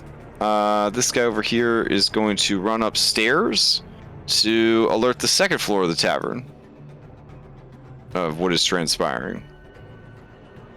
All right. This lady is going to move and dash to here. There we go. And then, are you within 60 feet? Nope. All right. So she's going to ready an action. All right. This dude right here is going to run over here and take a dodge action. All right. And then finally, this thing next to you, Claximus. If it ends its turn in the circle with you, it's bad, yeah? Yeah. All right. Let's see. You're doing fire damage. It don't mind fire damage too much. All right. It will try and yeah, I guess it's gonna try and bite and claw you. Okay.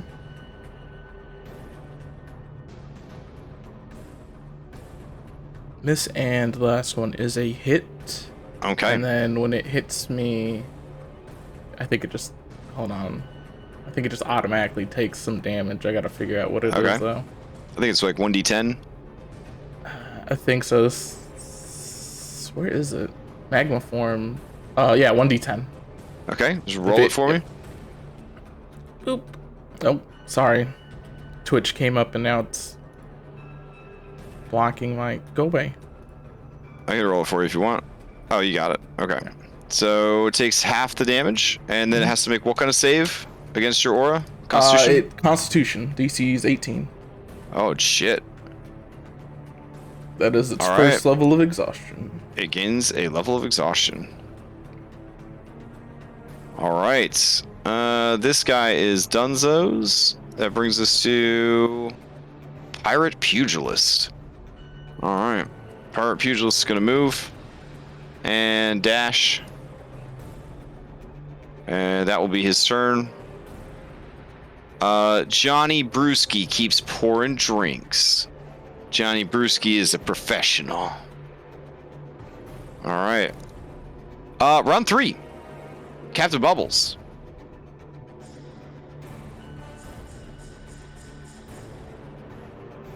Captain Bubbles? Alright. Alright, damn, there's a million people. I'm going to...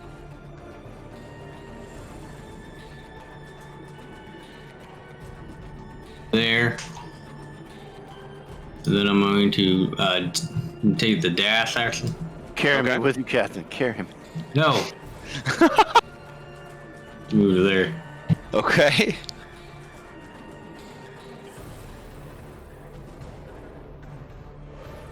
Anything else? Oh, that's it. Okay.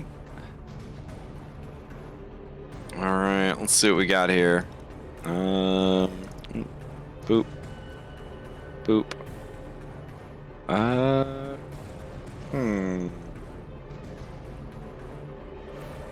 All right, I think they're just gonna move there, and that will be their turn.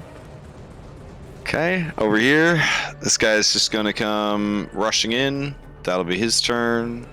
That guy is gonna move a little bit closer. Let's see what we got here. This dude is gonna move to here. And I guess he will take a shot at Clax. Same deal.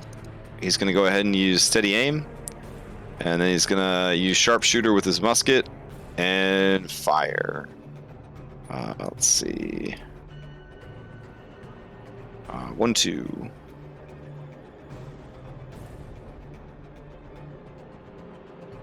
Okay, so we got an 18 and a 14. Okay. All right, 18 hits, I believe. So Yep. Here comes your extra 3d6 damage. All right, for a total of 17 from that first shot. Okay. All right. Pirate Pugilist number 2 starts turning over tables and rushing towards the battle. Django, to you. All right, seeing that shit's starting to get serious, I'm going to take a bonus action and pump up my haste boots. Okay, hype, hype.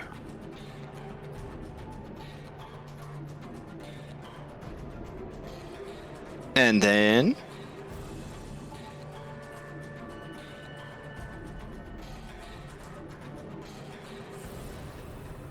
All right, so get some movement going here.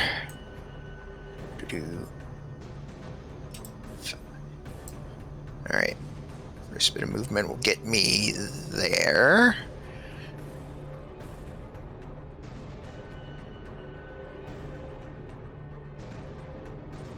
All right, then I'll go and take a dash action.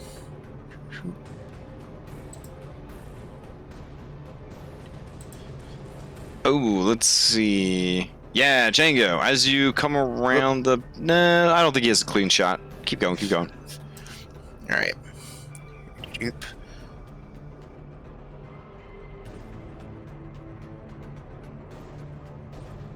All right, yep, 5 more gets me there. Okay.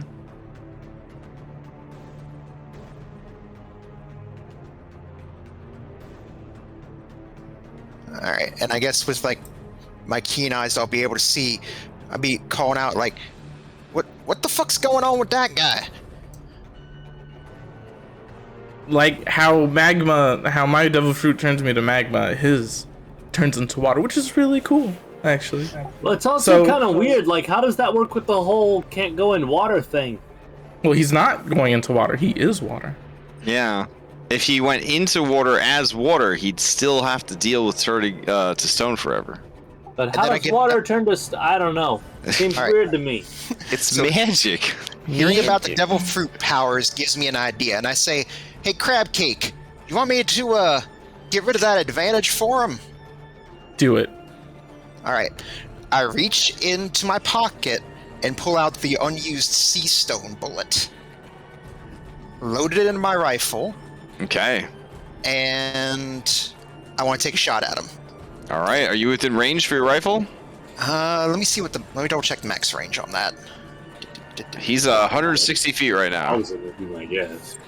But... max range on my rifle is 240. Hell yeah. Okay. All right. That'd be an epic shot. 21 is gonna hit. All right. He's gonna take the 21 points of damage, and is hit with a sea stone bullet. Which does what?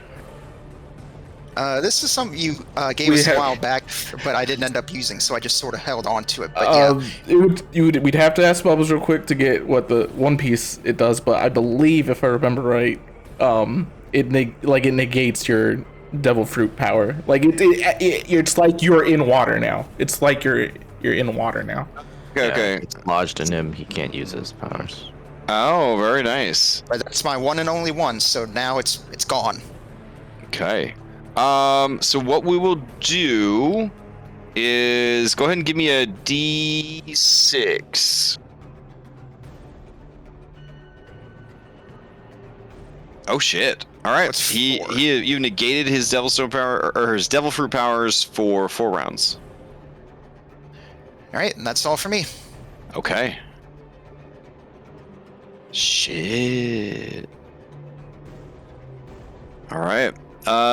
So he would turn back to normal. Though I guess he'd still be raging. Okay.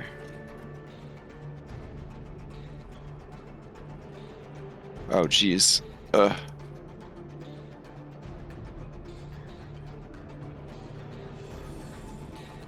right. Let's see. All right, that takes us to Brooding Carcharion Elite. Let's see what we got here. Okay. This poor son of a bitch. He's gonna swim and then come on to land, and that is his turn. All right, Onalora, it's you. All right. I guess I'll begin walking over. Remember, if you want, you can just skip your turn to place yourself adjacent to any ally. Oh, I thought you were doing that next. Oh, I was gonna do it next year, but I meant to say when I brought it up that we could do that tonight because it's such a big dungeon and you guys are spread out all over the place. Yeah, because it would take me like 10 rounds to get there. So okay. I'll go next to Django here. All right, so you're gonna catch up to Django. Django's what, right there? Yeah. All right, and, cool. Go as well. Okay. That would be your turn, Kishara. To you.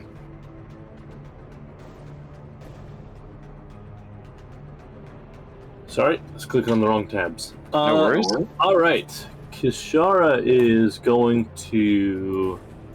I mean, honestly, I'm probably just going to move closer and then hide again.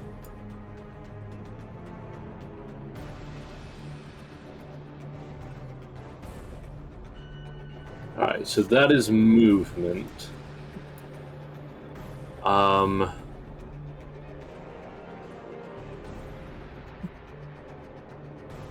Damn Clacksmith and his fucking bullshit range. What are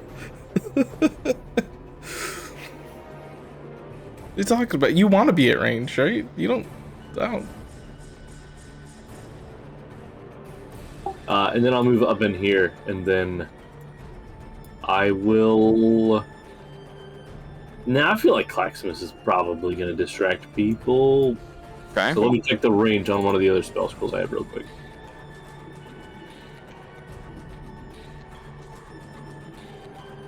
Alright, I'm going to cast Summon Greater Demon. Oh, hi. The spell scroll that I have. What demon are you hoping for? That's why I was on another tab, actually. I was looking through trying to decide which one I wanted. It says must be rating 5 or lower, such as a Shadow Demon or Bulgura. Bulgura, honestly, good for the CR. If you just want to do a Bulgura. Yeah, looking at the other things that are like the same, I'm gonna go. Yeah, I'm gonna go with the Bulgura. Okay. All right, Bulgura. Okay. And then I want to summon him like directly behind the shark guy because I think that's range. Okay. He has to have an available space. So, what was the range on the summon? It was 60 feet, and I stopped when I was right here, and that's when I would have cast it. Okay. So you can do it in front of him. Okay, I guess I'll do it right in front then. All right. All right. There we go. And it acts on its own initiative. It does, but do you want me to just take it after my turn rather than rolling? Yeah, we could. Yeah. All right. Does he have a climb speed? Let me look at his stat. Here, I can give you access to it if you want. Well, I've got him open on another tab in D&D Beyond. He does not. That's gay. Okay. Tangle. They have disguise self. He will. Yeah. I don't know who they're going to be disguising themselves as. Yeah, but... like that's hilarious. All right, you should have access to it now. Really, really big Captain Bubbles. No, not really. I mean, they are monkeys, so. I know, which is why I figured they'd have a climb speed, but they don't. Because I wanted to get out of Claximus's thing. I mean, they can still climb. It would just be at half speed. That's fair. Yeah, I'll do that. I'll climb and then I'll jump over behind the this. Okay. This guy. So yeah, just kind of like move to there. Yeah. Okay. And then I will. Yeah, I'm just gonna do my multi-attack on big Capty boy. All right, do it.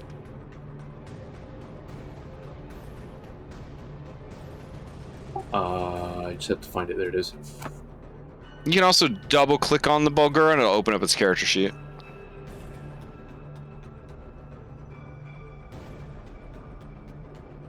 Oh yeah, the 22 is gonna hit and the 24 is gonna hit. Were you being reckless? That's one of the creature's abilities. Absolutely. Okay, then all 3 of them are gonna hit. And he is raging, so he's gonna take half from these attacks. All right, that'll be the Bulgura's turn. Okay, fair enough. That brings us to a shitload of dudes. Okay, let's see. I think this guy is going to look around. He's going to realize that no one's paying any attention to him, and he's just going to leave. Because of morale. This guy has joined your team, and he is going to come around the corner, and he's going to say, "Oh, I'm with you now. I'm with you. Don't shoot. I'm on your team." Did Claximus give you a badge?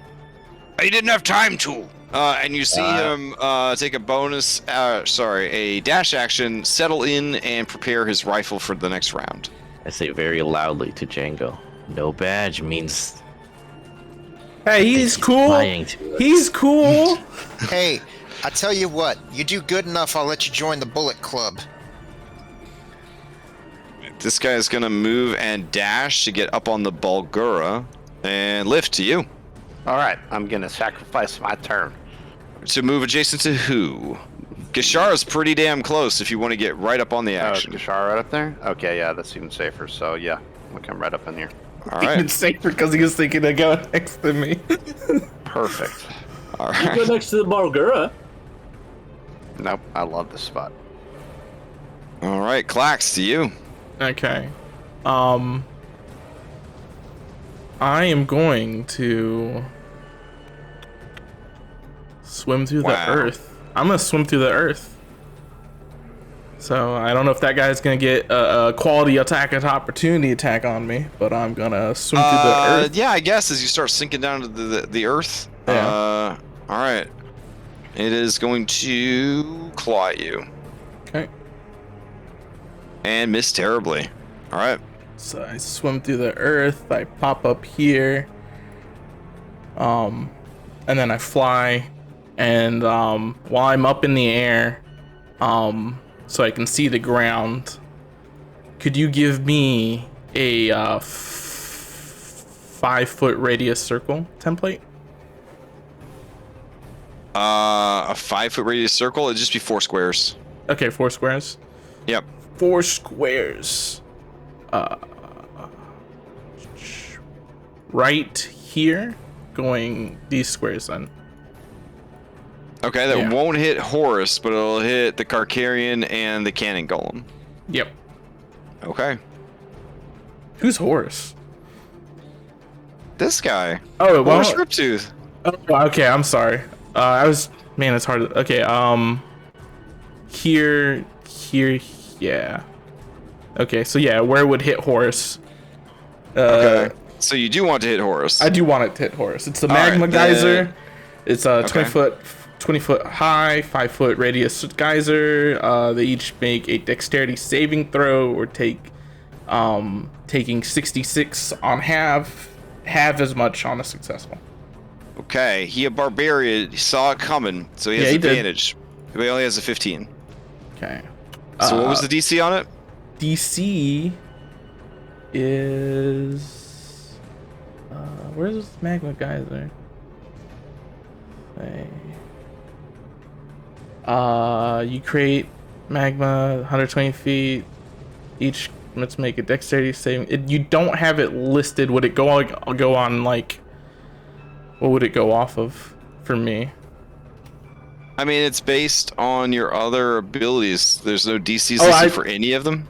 Well, it's 18 for Okay. the yeah. Then All right, then neither of them makes it. all right. So that's my bonus action. Okay. All right, and then I basically fly and land right where the Magma Geyser is coming out of. And then I will recklessly attack this Carcharion right here. Okay.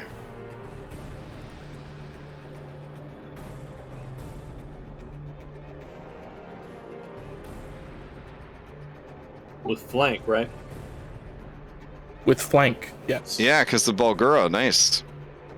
Well, that was part of the entire reason why I summoned him. So I want to make Nice, sure we nice. got it. All right. Those are my turns. All right, he is torn up pretty bad, but he is resisting the bludgeoning damage. All right. And that is my turn. Okay. Let's see. I think you had a lot of held actions over here. Yes. All right. Let's take care of those now that you're in view. All right, this lady is... Well, she wanted to throw a bomb, but now it's all, like, crowded. Let's see. I mean, she's still holding that bomb. You don't want to hold it, because too long or it blows up in your hand. All right. So she's going to throw the bomb, and it will go off... I guess she'll throw it up here at the rocks. No, it's still going to hit... It's still going to hit everybody. You know what? Fuck it. He's tough. She'll throw the bomb right in his mouth. What type of damage is this? Here it comes. Thunder. Okay. All right, thunder and piercing. Constitution 15 for half.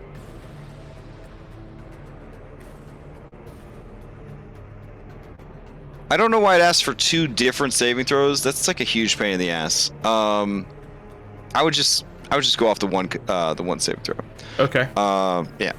So we roll enough dice in this goddamn game. Just assume that the other bomber did the same exact thing. So I'll throw another bomb up here.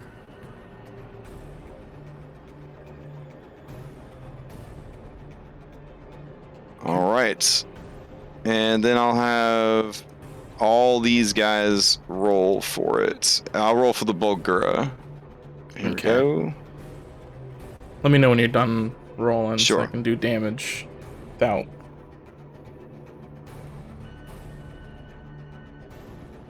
Okay. Got it. Cool. Is there a way to do double half? Let's see. Wouldn't double half just be... Oh, half and then half again, you mean? Yeah. Nah, I think you have to math that one. Okay, so 7 and then divided 4. Okay, so 4 and then 5 and then 3. So 7. And then what was the other one? 8. 8. Okay. We're good. All right. Bulgura does not like the thunder damage. Does not like the thunder damage. It Okay. says, "Ow, stop it." Aw. All right. So both those ladies took their held action. Okay. That will be that. Anything else from Claximus? Nope. All right. This dude's turn is up. He is still hastened. He is going to bust out his multi-attack. He's going to make 5 attacks against you Okay. because of the haste. That's fine. So, all right. Let's see. Here is... Were you reckless on yours? Yes. All right. He's totally reckless on his.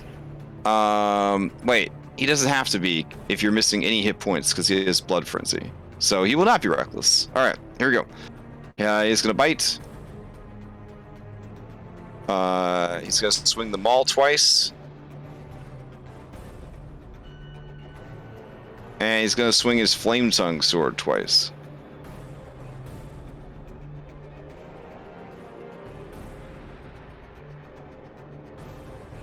Okay.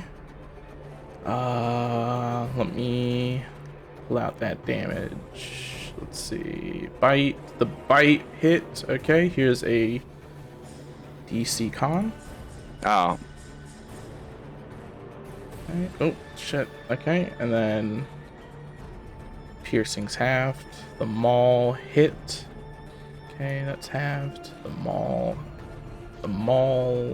hit. Okay, that's halved. Flame tongue.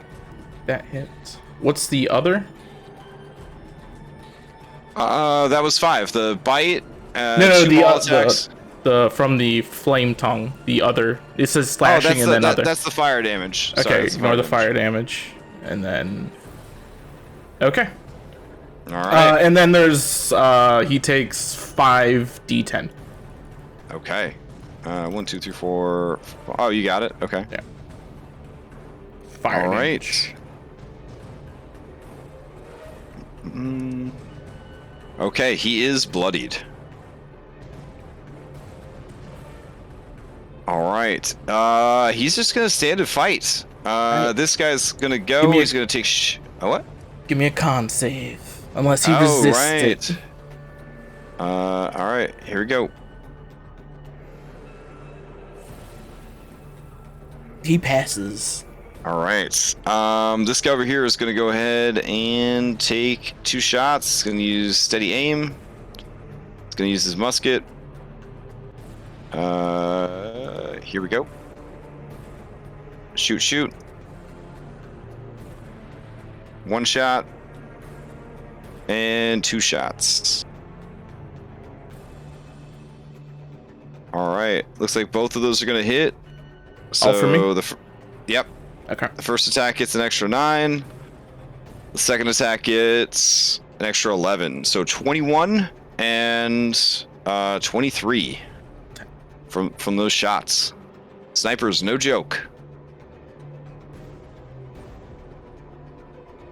All right. This dude's still benefiting from haste. Don't want to turn off haste because that could cause some issues. Damn. Everything else here is, I believe, concentration. Man, that concentration, that's rough. Let's see. Oh shit. All right. So Kyrian Sweetlips Vorthine is going to sing a Fey melody, and you see Captain Horace Riptooth gain 50 temp HP. All right. And that will be his action. He will maintain concentration, and he's going to go around the corner. And Peter, his monkey, does not need to be in initiative, so let me remove him. Sorry, Peter. All right. Twosome is going to go. You're all up in his business, so he's going to try and attack you. So he's going to bite you, has advantage because of Blood Frenzy, and he's going to try and stab you. This is with a +2 from flank and advantage. All right, so 18 for 14 and an 18 for 7.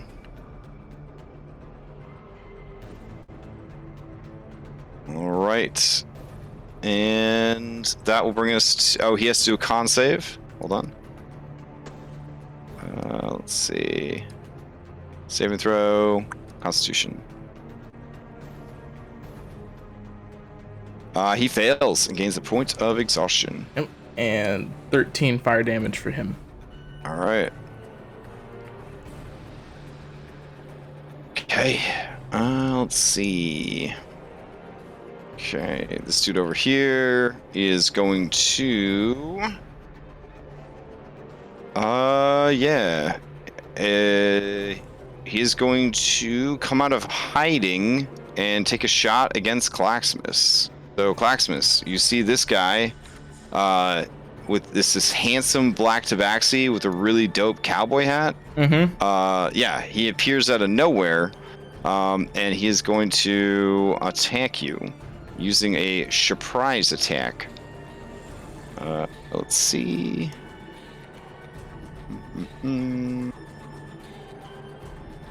It's gonna take 2 shots. The first one is at advantage. Oh shit, he gets 3. Okay. It's going to take 3 shots against you. Here we go. 1, 2, and 3. Hit, and hit. All right, and then on the first one, he is going to add a sneak attack to that. Okay. Here we go. So 26 extra damage onto that first. Oh, the first one's a critical hit. Shit. Okay, so he adds another 36 on top of that. Oof. So, dude basically sneak attacked you for 36 plus 26 plus 22. Yeah, okay. For 84 points of damage, which you would have because of rage. Yep. And then looks like 8 and 13 more damage. All right. So that is his turn. He is going to move again and kind of dip behind these rocks and try to do another stealth check on you. All right. Your passive perception pretty good now, yeah? Yeah. And I got like keen eye or whatever. All right.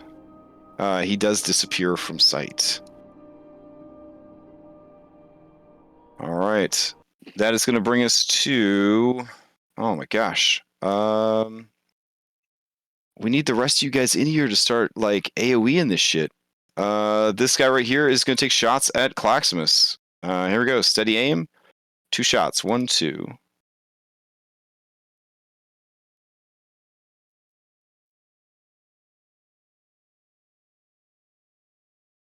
Right.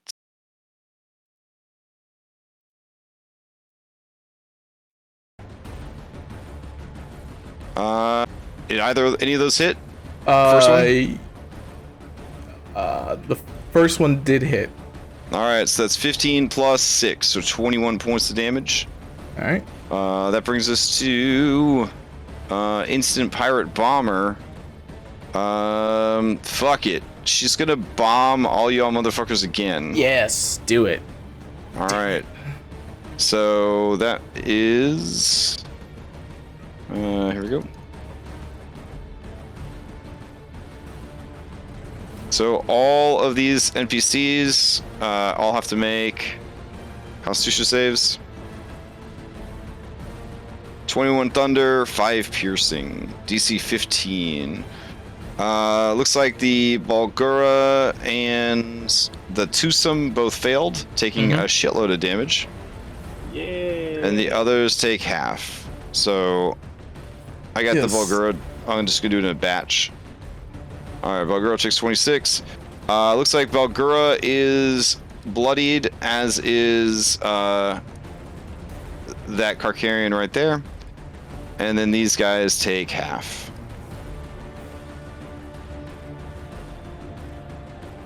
All right. That brings us to Fathomless Dunduran. Where is this dude at? Fathomless Dunduran. Oh, okay. Yeah, he's also gonna just, since you guys aren't outside and everybody else is leaving, he is also going to leave. All right. This guy right here, he's off doing his business. All right. This one right here. No, she already cast throw a bomb. So that one's gonna throw a bomb. So again, everybody in that group, you're getting bombed.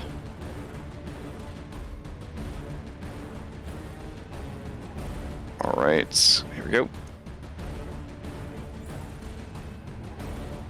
I think at this point she could throw it far enough back to at least spare this Tsunami, because she's in a different position than the other one.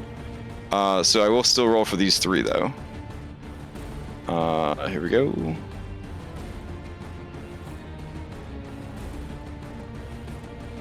Alright, 31 damage queued up, and only boss dude made it.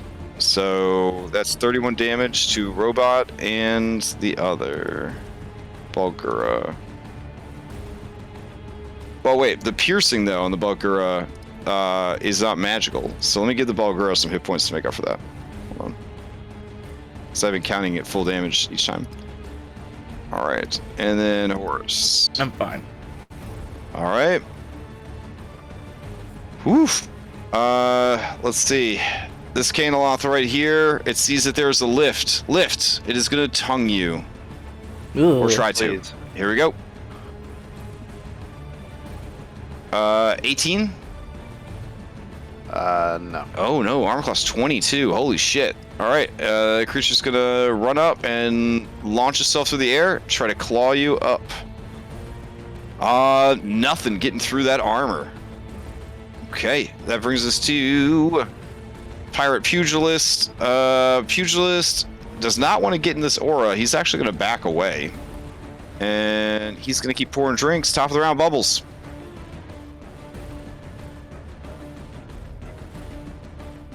Bubbles, right, so yep. I'm going slow as hell, right? So here, past everybody. Oh geez, yeah. Shit, I still can't even hit him with Eldritch Blast. I'm going to dash. That guy's on our side now, yeah? Yeah. He keeps shouting that he's on your side. Yeah, we heard you. Yeah, that's as far as I can go for now. Okay. You gonna dash or? Already did. Oh, I mean, if that's as far as you could go, you could skip your turn and just move yourself adjacent to an ally. There are people around the corner. I would like to do that. Or do you want to be adjacent to Claxmus in his aura and have to make the saving throw and all that stuff? I have a ring of fire resistance. Oh shit. Okay. Then I'll just put you right down next to this boss in this area that keeps getting carpet bombed. Sounds good to me. All right. That brings us to Omara. All right. Omara's gonna come around the corner here, and that will be her turn. Let's see. This jabroni right here is, you know what? He's just gonna get the hell out of here. All right. Anna Laura and Django, easily the two biggest cuties in the party, by a long shot. Sorry, Lift. You hear a squelching sound, and then you hear a whee hee hee laughter begin hauntingly making its way through the tunnels. You see something large and purple making its way through the passages towards you. Oh, hey. Is that? Oh, wait. Is that Oh, fucking Tentacala again? The creature says, wah, wah, wah. I think you mean Tentacile. Tentacala was my sister, and you murdered her. Yeah, well, your sister was a bitch, so she deserved it.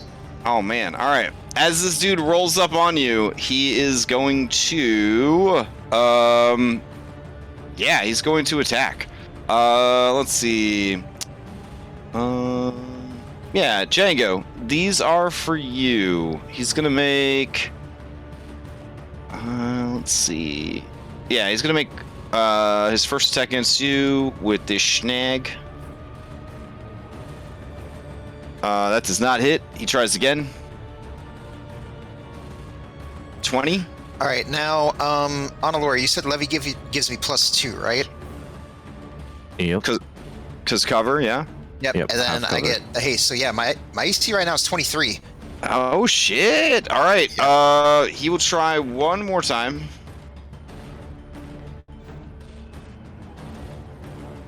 And then his last tentacle, he's gonna switch it out and try to grab Annalora, which I don't think that hits either.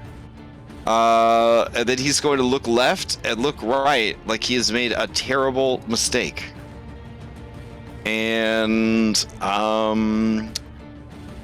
yeah, that's his turn. Oh wait, he will bust out. No, that's his turn. Oh, but you do hear the bloop of a legendary action. All right.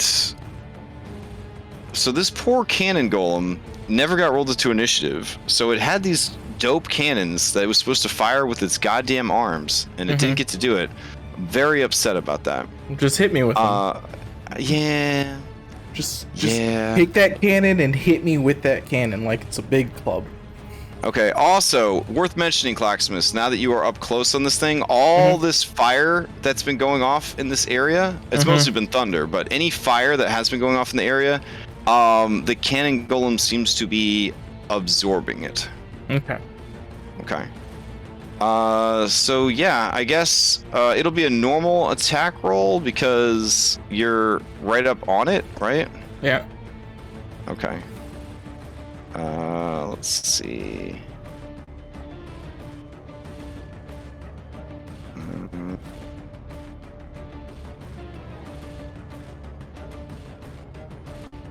Okay, here we go.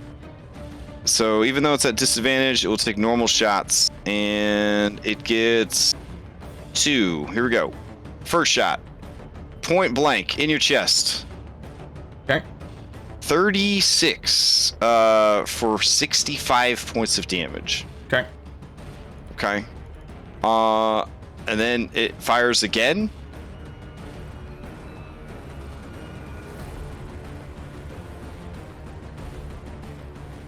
Okay. 23 for 57 points of damage. Okay. Okay. So it's just emptying cannonballs into you, and they're just like, what, melting to slag as they go into your body? What these guys are finally starting to realize is like the bullets, and they're just kind of like, they're hitting, but then they just see them slowly get absorbed into the lava. And though like it look like I'm in pain, the pain is what keeps me going. Yeah. Okay. Because I'm a zealot barbarian. Should we just narrate that they're shooting you? Because would that save time? It will save time if they, yeah. If mathematically they can't actually down you, do we need to do anything with that, or? No. Okay. So this guy shoots you 2 times. Yeah. All right. And then this guy's gonna hang back. Django, to you.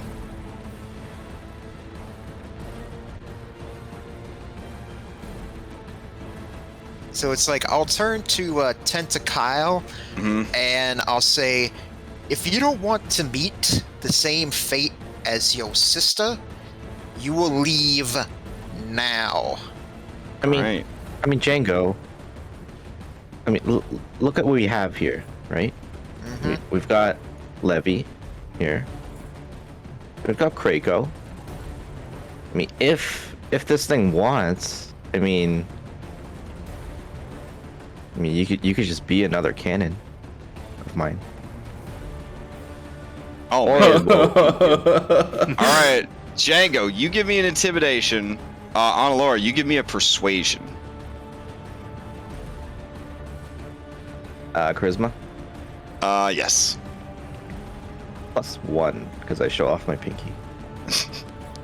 And I guess I'll just add 5 to that too. Okay. The creature narrows its eyes, and then you see big heart emojis begin to poop out of his head.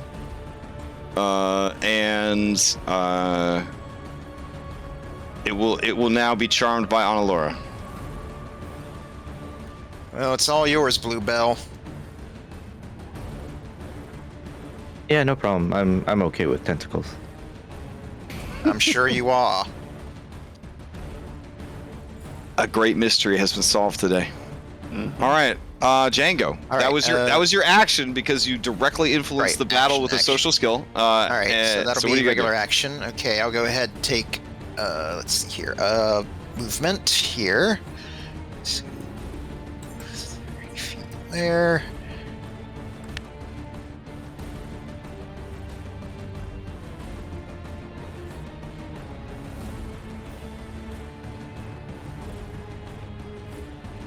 All right, let's see here. Then I'll go ahead and take haste attack action against. Let's see here. Got my pick of targets here. There's a lot. It's a target-rich environment over there. Tell you what, I'll go ahead. Hey, Captain, I'm in range. Which one you want me to fire at? Captain says this one right here. I'm okay with this one. Oh, the one with the big mouth. Yeah, the one with yeah. All right, then I'll go ahead and use a haste attack with the rifle against this guy. Okay.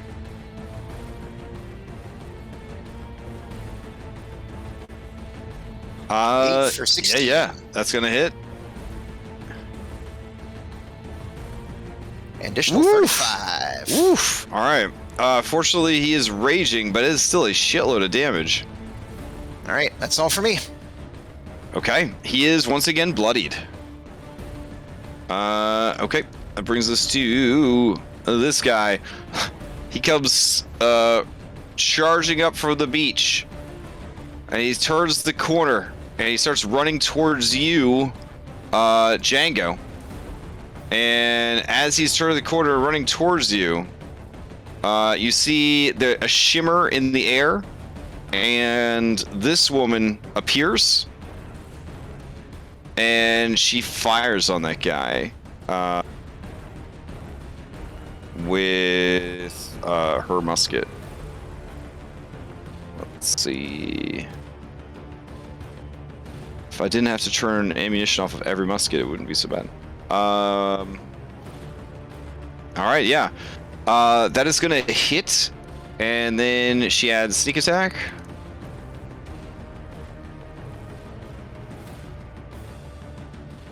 And this guy drops, having been previously damaged from your tsunami. And he spills kind of to the ground and slides to your feet. And she looks over at you, and she nods. Say, I look back and just give a nod and a tip of my hat. Okay. She says,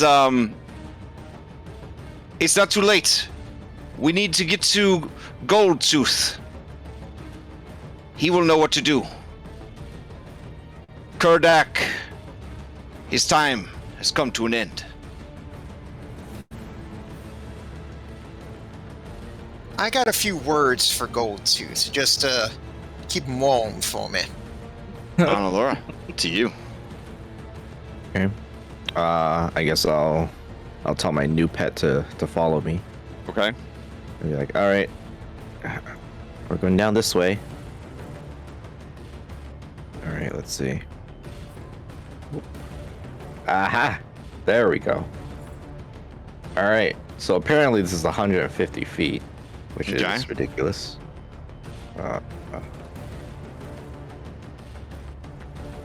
Sorry, Captain.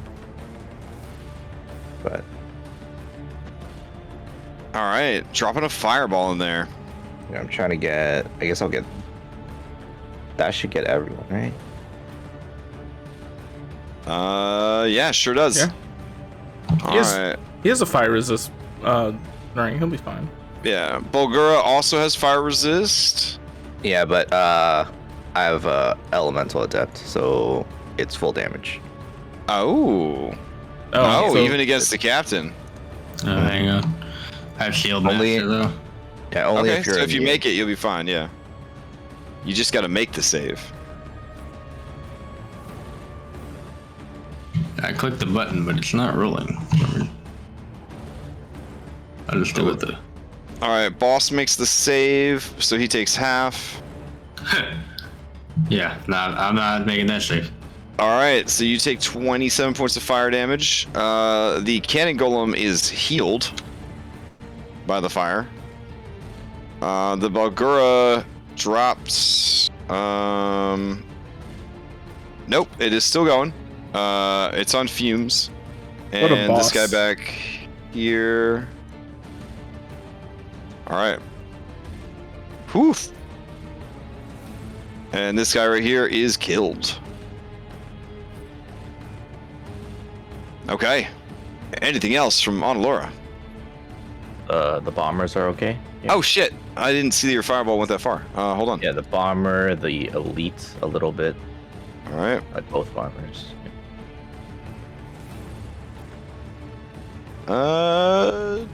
Okay, one bomber makes it. The other two do not. Let's see. Okay, so they take 27 points of damage. All right, Are both they of them. holding anything that is able to be set on fire? Yeah, bombs. Oh, I see what you're talking about. All right, Holy hold on. shit! Oh god. I mean, that's a feature of Fireball. I mean, look at the character art. She's got a fucking bomb right there. She Oh. posed. She posed for it. They're like, "What do you want your profile pic to look like?" And she fucking lights a grenade and holds it by her head.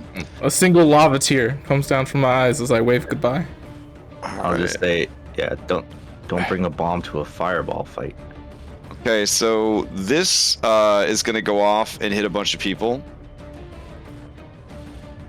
and then this one's gonna go off and hit a bunch of people. I believe that one doesn't hit Claxmus somehow. All Yeah, right. he's right on the corner. All right. This guy who got hit by both is super dead. She's dead. And this one is bloodied.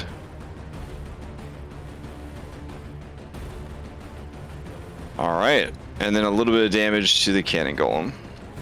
Okay, and then bonus action. And then this guy is dead. Yeah. So Oof. I believe Levy is in range. Yep. So he'll shoot at Budget Mr. Plug. Budget, Mr. Plug. Budget Mr. Oh my Plug? god. What? Did you just fucking say that? Yeah. Wow. Okay. Just 20. Just 20. Okay. Yeah, I rolled it out Dude, of habit. that's way worse than like Mr. Plug Jr. Oh my god. Anything else from Onalora? So much worse. Protector here. Okay. So 12 for me and Krako, and I guess my new friend. All right. That brings us to Kishara. Well, that cleared a lot of people out. I rely on Lift to throw fireballs, but Lift hasn't been doing anything tonight. I'm gonna look at the guy that's harassing Lip. Okay. You stop that. Okay, it I'm looks gonna- back. I'm It gonna looks back at actually- yeah. It looks back at you with its butt face, and it telepathically it says, "I'm on the clock. This is my job." I say that's fair, but I am too. So All right, here we go, I guess. Okay. I'm going to throw my hat at him. All right. Okay, yeah, that is going to hit. Give me that sneak attack. Oh, very nice, very nice. Is this another head choppy finisher?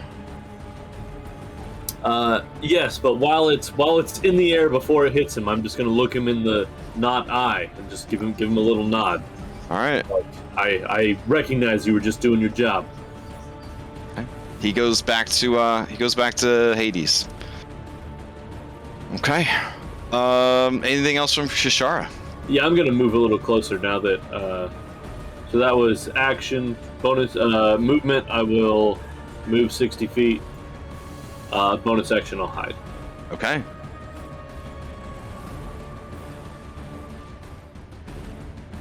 All right. This is advantage again because of rockiness. This guy's gonna move closer, and he's gonna fucking kill steal your boss. All right, here we go. Steady aim. Do it. Pew pew. That's how he earns the big money in this group. Oh man, yeah. I feel like nothing really says I'm on your team like killing one of the mid bosses. Yeah. Do it. Let's see. 17 is gonna hit. 13 is not, but it does an extra 3d6. Okay, halved. Horace is still going. And he cries out, "Traitors! Traitors everywhere!" And did someone say budget plug? Was it you, monkey?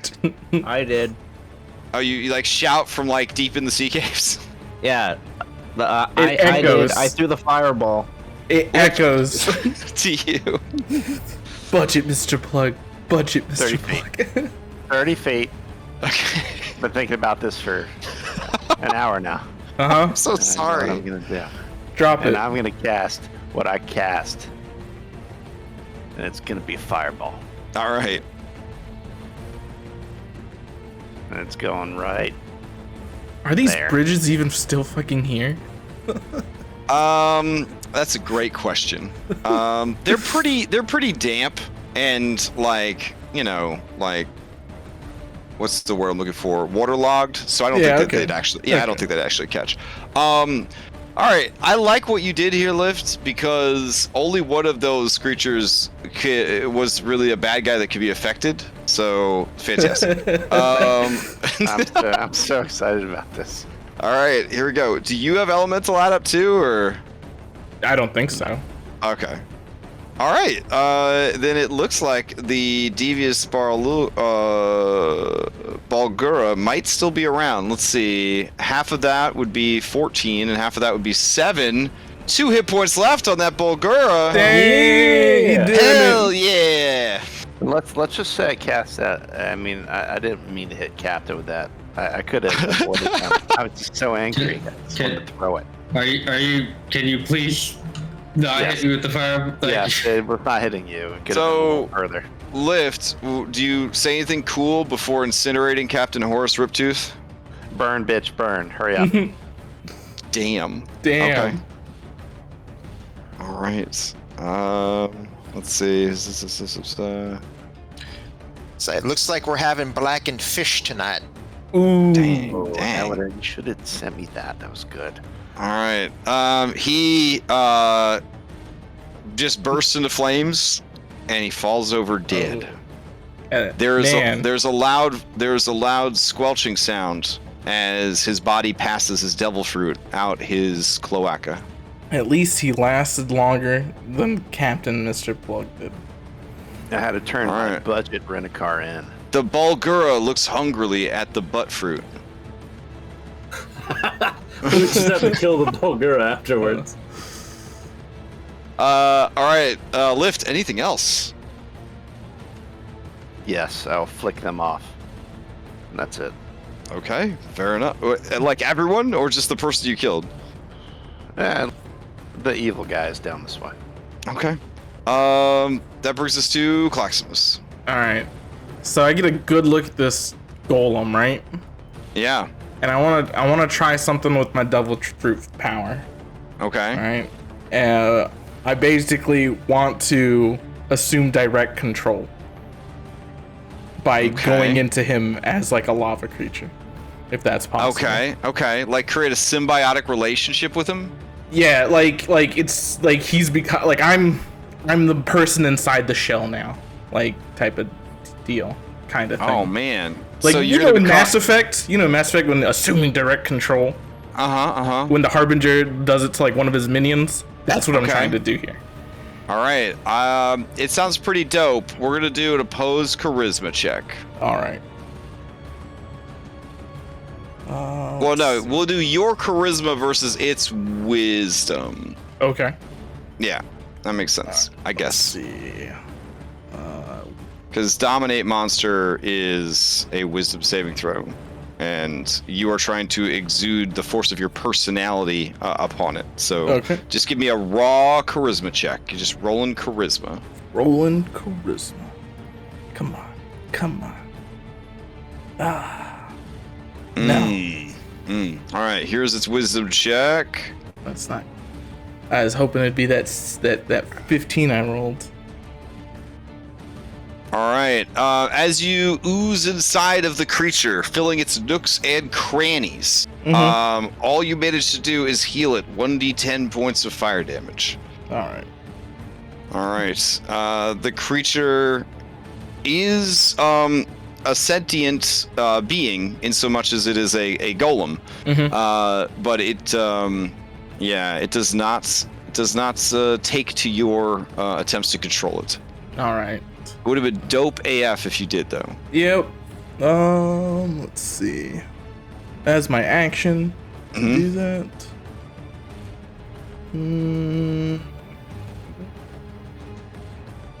I'm just like enveloped in it right now, right? Yeah. I would assume you're sharing a space with it because you're in lava form. I am just gonna I'm here, so I'm gonna absorb any cannon shots that it shoots out. Yeah. Okay. My turn's end.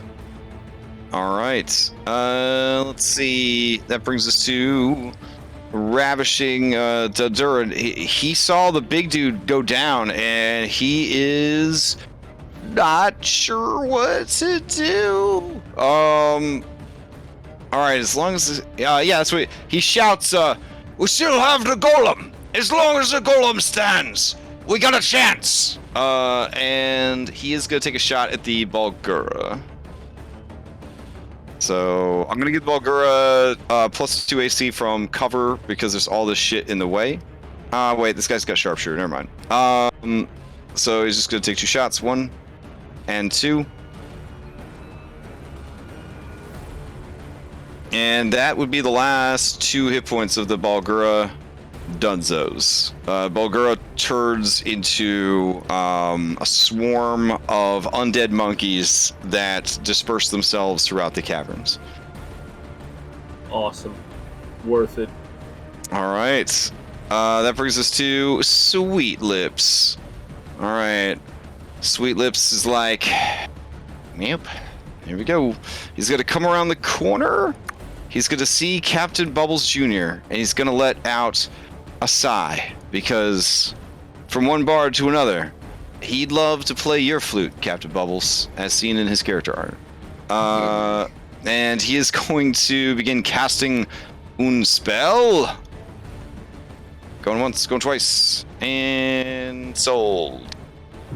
All right, he is going to cast on all y'all motherfuckers over there. He's gonna cast Hypnotic Pattern. Oh, that's a rough one. Yeah, it is, because he is casting it through his Instrument of the Bards, Anstrath Harp. So this will be at disadvantage.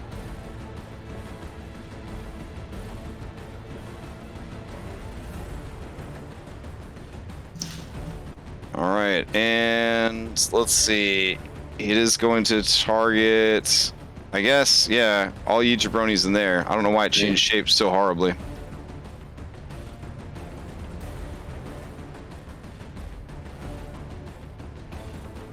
Okay. I will go for one reroll. All right, the golem is immune to this effect. I don't think I pass it. All right, it's a DC 18, and your roll is at disadvantage. Okay.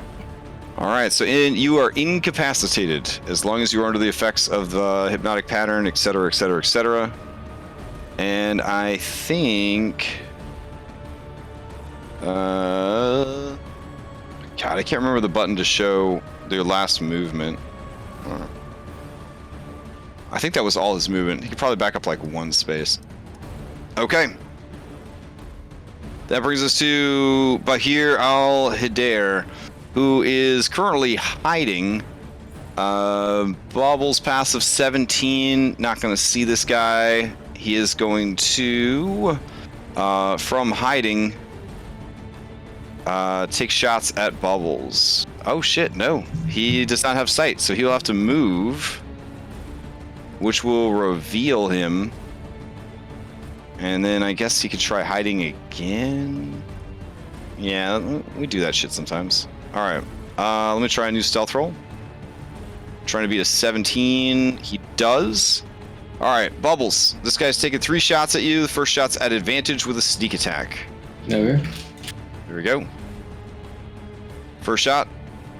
All right, here's the sneak attack damage. It's 66. And 2 more shots. 1 and 2. All right, so it looks like the third shot's not gonna hit. Could I use my reaction to use shield? Oh wait, you were once you come out of it, you can. But if you failed the hypnotic pattern, you would have definitely gotten hit by that first shot. So then the second shot, you could have shielded if you wanted to, because the first shot would have taken you out of it. Yeah, I mean, Up to you. Nah. Now you'll just take the second hit. Yeah, It's just 11 damage. All right. Yeah. All right. Fair enough. And that will be his turn. Okay, this dude right here sees that Bubbles is no longer under the effects of the hypnotic pattern, so he's going to go ahead and just unload his shots. Steady aim, 2 shots, 1 and 2. Hold on. Goddamn ammunition. Let's see. There we go. Okay, Bubbles, a 16 and an 8 are both going to miss. Yep. All right. Let's see. That brings us to this lady who's still going. She's gonna run back. But she will throw a bomb over here, trying not to hit Claximus. Yeah. Nice. Demolition's expert. So she'll run to here, throw the bomb, and then leave Claximus's aura. So Bubbles, this bomb is for you.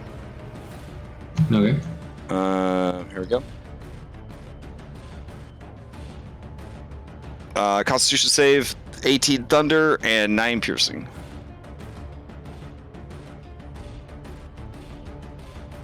I don't think I'm making that one. Yep. Okay, and that brings us to this guy who's just trying to see what happens. This guy is removed from combat. This guy's removed from combat. Top of the round. Though we are at time. We did start like 15 minutes late. You guys good with going another 15 minutes? Yeah. Yeah, we can do that. Yeah, I'm All good. right. Bubbles, to you. No. Wake me up. Yeah. I'm gonna move. Clax is an interaction to wake him up, right? Or Right, it would be an interact, or he has to take some damage. Damn. You got anything interact AoE? Huh? You got anything that AoEs? Let me look. Nothing good that AoE. It's fun.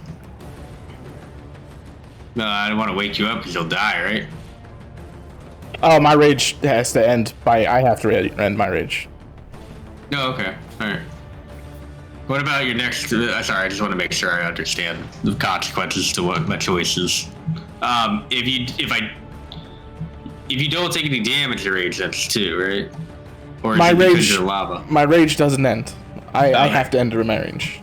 Okay, I'm just gonna attack the golem with the assumption that the golem is probably going to try to beat you to death because you're I on the don't ground. think the golem's gonna beat me to death, but go for it. Okay, if you don't think it's gonna happen, I could kick you. Okay, I would prefer that. Wait, I got 2 attacks. You can't die, right? No, He's just, still in lava form, though. So if you attack him, you are going to take 1d10 points of fire damage. Yeah, that's gonna hurt. I'm just gonna use my interact to wake him Okay. up. All right, so you prod him with your sword? Mm-hmm. Okay. Gently, not damagingly. Okay. All right, the lava slime that is Claximus oozing all over this cannon golem wakes up. Kill the golem, okay. and then carry me away. Okay. I'm gonna die. I'm gonna use my bonus action to healing word myself. Oops. Apparently I don't know what I did to... I'll figure it out. Okay. Okay. This lady comes around the corner. She's going to take 2 shots at the golem. 17 does not hit, but the 21 does. And are you guys like allies? Yeah. Sure. They're Okay. attacking what I'm attacking. All right. So 25 damage. Okay. That brings us to Tentacile, who's just happy to be there. Just gonna follow on Allura around. Yeah, I tell him, bring me closer. Okay. This creature is got Claximus all over it and all over its guns. Is that correct? Yes. Okay. Then it is going to open a panel on the front where like its like face should be, Mm-hmm. and it's going to start venting poison gas out into the hallway. Okay. So you and Bubbles. I don't know what your current status is with poison, but 47 points of poison damage coming at you. Okay, I have advantage on this. A 28. All right. Bubbles, give me a Constitution save against that 47 points of poison damage. You said Constitution? Yep. That's really bad.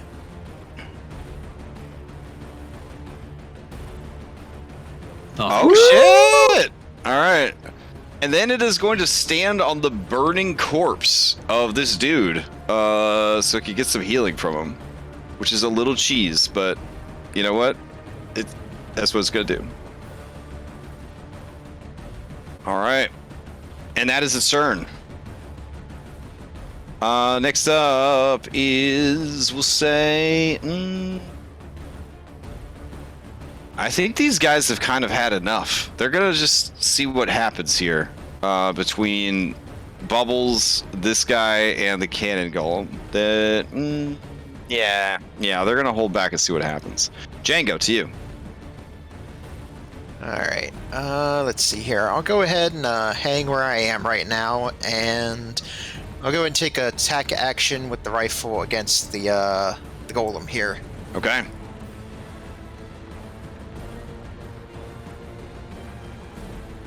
Cannon Golem is actually from the Skull and Shackles Final Dungeon adventure. This was not. I cannot take creative credit for this. This was actually in the adventure. So 24 for 14 piercing. Very nice. Very nice. All right, additional 11 sneak attack. All right. And then I'll go ahead and use haste attack action, take another shot with the rifle. Okay.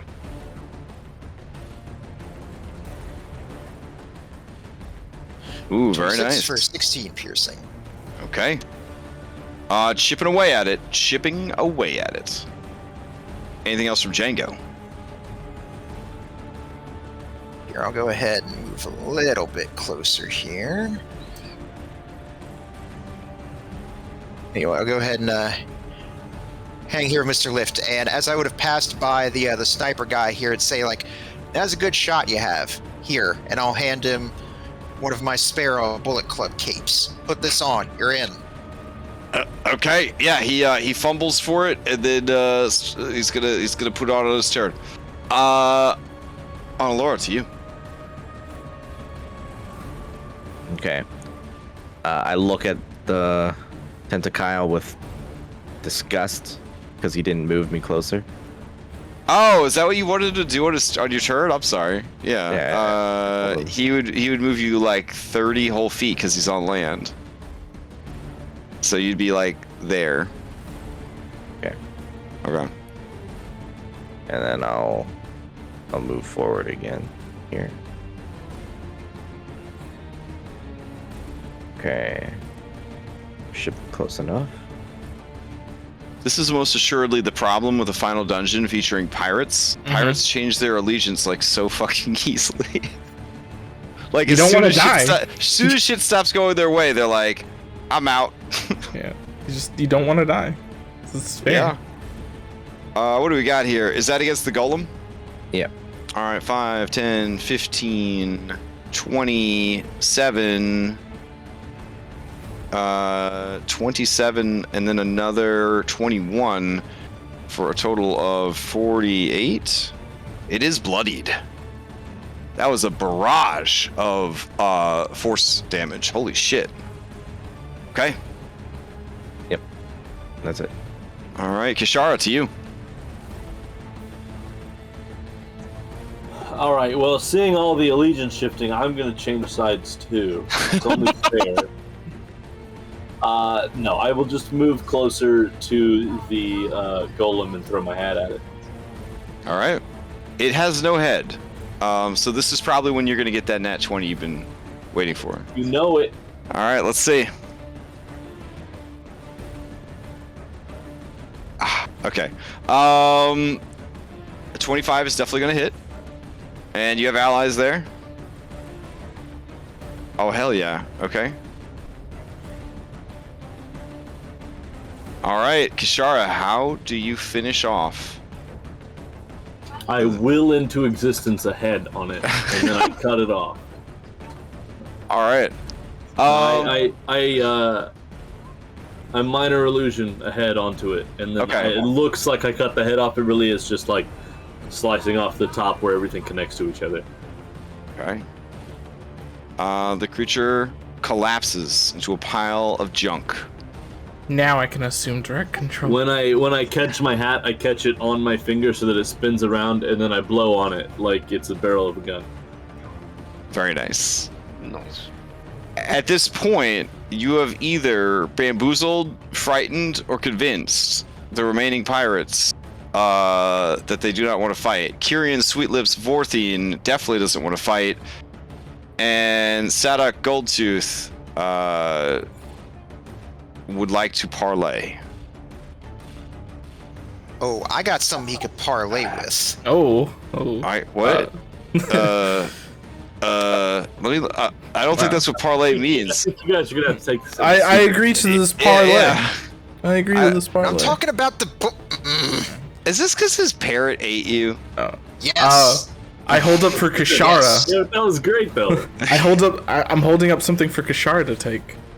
His parrot died, man. It was out there fighting the fleets. Like he's lost everything.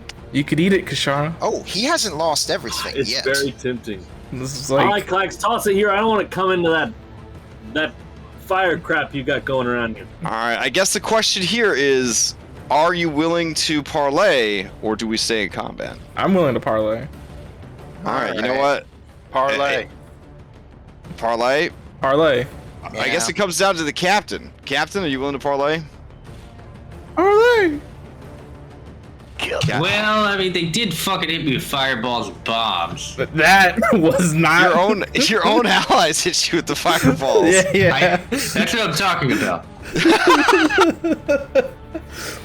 Alright, fucking parlay. All right. In that Alright. case, we will end the combat. And I guess that might be a good place to end it. It's right Yeah. before... Well, I mean, as is tradition, if Kashara is going to eat this devil fruit, we need to... Oh! You're the closest one that would be able to eat it. And shit, I just deleted initiative. But you just took your turn. Would Lift run up there and eat that devil fruit? I don't know. Hell yeah, Lift would. I feel like you and Lift would be the two most prime candidates for that devil fruit. I mean, I still had movement left over and a bonus action left over. Oh shit. Shit, with Lift's luck, he's gonna get a fucking animal. Aw. That would be terrible. Oh, you gain the ability to wild shape. Nice. No, you. Okay. Oh, yeah, because you got to roll. You got to roll for it. Yeah, that's right.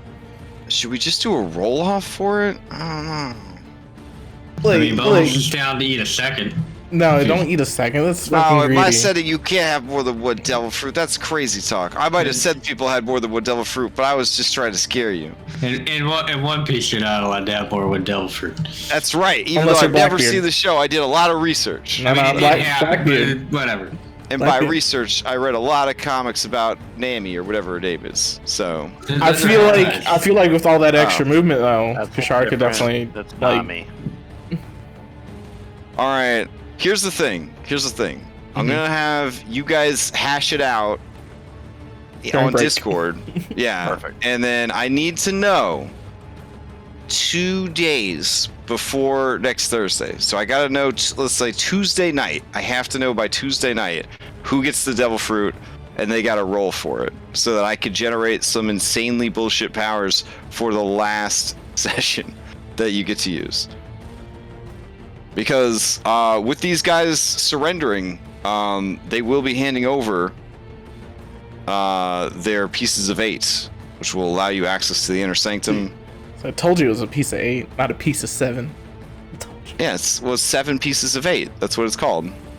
So they have 7 pieces of 8. So each of them has. Anyways, so yeah, they'll hand those over to you. Even Tenta Kyle, who has one hidden inside his body, will hand them over. And that will be that. You guys will face your final enemy, which is like when they say the name of the movie in the movie, because Final Enemy was actually one of the names of the adventures of Chapter 6. So, but we did it out of order. They wanted you. They wanted you. No, I guess we did do this in order, because you fight the fleet, which they call the final enemy, and then no, I'm getting all my campaigns mixed up. Anyways, as crazy as all this seems, this is pretty close to the actual final leg of the Skull Shackles journey. All right. I have bribed Lift with unspeakable things, and I will. Kashara will be the one eating the devil fruit. Wow, you guys hashed it out already? No, yeah, he just messaged me and said he didn't really want it. He just wanted to be a dick. Oh, okay. I didn't say that. I mean, I kind of said that. Let me bring up my devil fruit table, then we'll know what it is, and then you'll have to wait until next week to find out what your powers are. All right, this is an extensive table. I dug deep into that One Piece lore, very deep. A lot of Nami comics. There was also some lady with black hair. I don't know, Lucy. I don't know what her name was. Anyways, go ahead and roll me a D357. One of the standard die. Yeah. I think I have one of those. A D357. Or yeah. Yes. A D357 sounds like an airplane they haven't made yet. So, I was going to It's ask, gonna be a homebrew monster in whatever campaign I run next. is it a Winchester or Smith & Wesson? oh, yeah. All right, did you give me that roll? Oh, you Yeah. did. Okay. You got An an 87. 87. Mm. Okay. These are the bastardized American ones. They're not even from the show. All right, let's see what we got. It'd be one more than what we rolled, right? Oh no. Okay.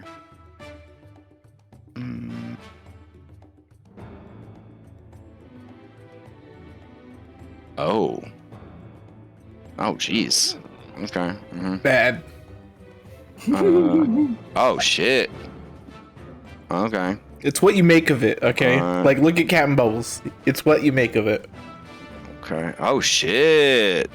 Look, in the Extra Life Marathon, I got turned into a giant ape that then got turned 2D, within the first hour of the thing. I can take it. I am really glad you got this ability at the very end of the campaign, because this would have been a real piece of shit to deal with in a long-term ongoing campaign. So I don't have any fancy Japanese name that gets converted into English and then converted back into Japanese. What? The Nomi whatever fruit. Oh yeah. Let me see if I could find. I'll make one up real quick. Okay. So you got the Surusaito fruit. I think I pronounced that right. Oh, Surusaito fruit. Thank you, Google Translator. Yeah. Yeah. Okay, Surusaito. We're gonna get canceled right before our last episode. That's exactly what she sounded like when she read it. Okay. Anyways, what this fruit does is you can now see the souls of creatures. Have you played Assassin's Creed before? Mm-hmm. Nice. You can actually see anything with a soul, even through solid objects, as long as they're within 120 feet of you, and your dark vision increases by an additional 120 feet. Also, whenever it's dark or night, your eyes always glow a faint light blue, and you can never be fooled by illusions ever again. Well, that's thematic. It is thematic. Now no one can prank you in your own also, culture. if you care, there is a color guide for souls. Aberrations are dark purple, beasts are white, celestials are gold, constructs, depends on what soul was forced inside the construct to power it. Dragons, if they are of a good alignment, are platinum. If they are of an evil alignment, are crimson red. And if they are of a neutral alignment, which I guess would be all dragons that I run, it would be prismatic. Elementals of a fiery hue are fiery red, flowing blue for water, gusting white for air, and rambling brown for earth. And I guess mix and match if you got para elementals. Fae appear as the Nyx. Fiends, which is to say galaxy or outer space. Fiends are black. Giants are dark gray. Humanoids are pale blue. Monstrosities vary. I guess they ran out of ideas. Oozes have no colors. Because apparently they are soulless. That's kind of cruel. Plants are pale green, and undead are also considered soulless. Unless they are literally a soul, then you would just see them as they are. So ghosts and other spectral apparitions. So there you go. No. So Sweet. that's pretty cool. Yeah, the lower ones that aren't from the show / the books or whatever, already have stat blocks for them. It's the ones from the show that I had to convert. So since you rolled lower on the table, we were able to get one that was already made by somebody else. So yeah, you basically have Assassin's Creed sight now. I mean, it's the ultimate ability of I think a rogue or arcane trickster is being able to just know where everybody's at any given time. I don't know. It fits very well. Yeah. All right. I don't know how handy it's going to be in the final session, but it might be handy in Spelljammer. But it's still pretty damn cool. So. Good all stuff. right. Good stuff. So next week is the final session. Then we're donezos. But a week after that, since Christmas or whatever, the Thursday before the end of the year, so the last Thursday of 2021, everyone is cordially invited to come back and hang out in our normal time, and we'll spend the session circle jerking and throwing a parade for ourselves and looking back at all the cool shit and talking about like fondest memories and coolest boss fights and dopest things the characters did and all that kind of stuff. So nice nostalgia party. Nice. Yeah, BYOB nostalgia party. So yeah, I think honestly, I think most of you, if not all of you, are going to live to the end of the campaign. Generally, when we finish up a campaign, I like to do like epilogues. So I am writing epilogues for your 1,000 NPCs. If you would like me to write an epilogue for your character, I will. But if you are easily my most creative group.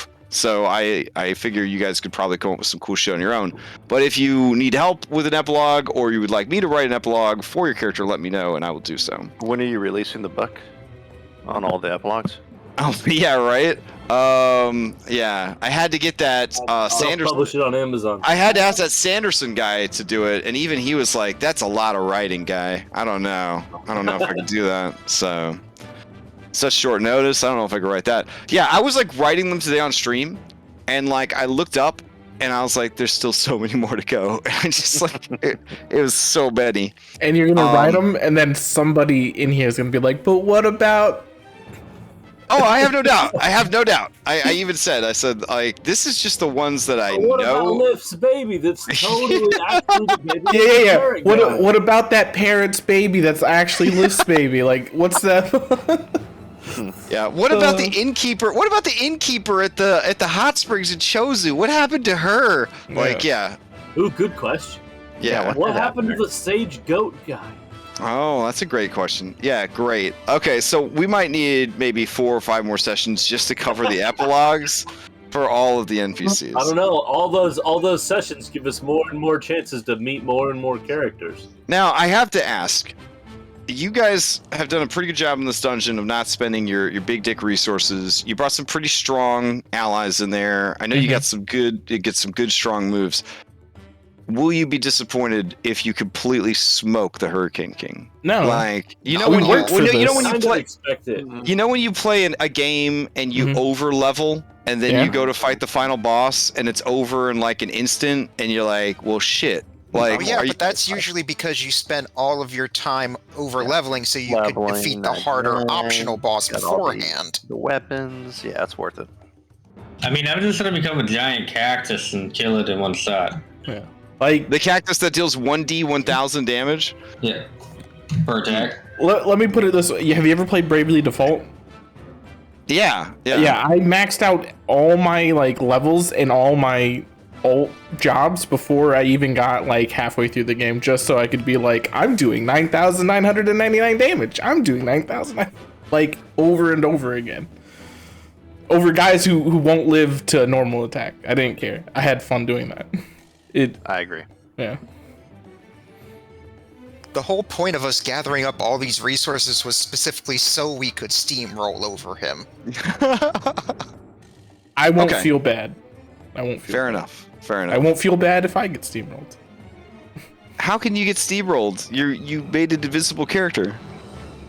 He's a lich. He could mind control me, and then I could steamroll against my friends, and then true. Don't go giving him ideas. No, I can instantly save you. I have an exploit that saves you instantly. All right. Well, anyways, high level D&D. I'm ready to play Halo. So okay, good night, go guys. continue to play Halo. Don't forget to eat and bathe yourself. I did all those things. So. All right. Night. Have a good night, everybody. Good night. night.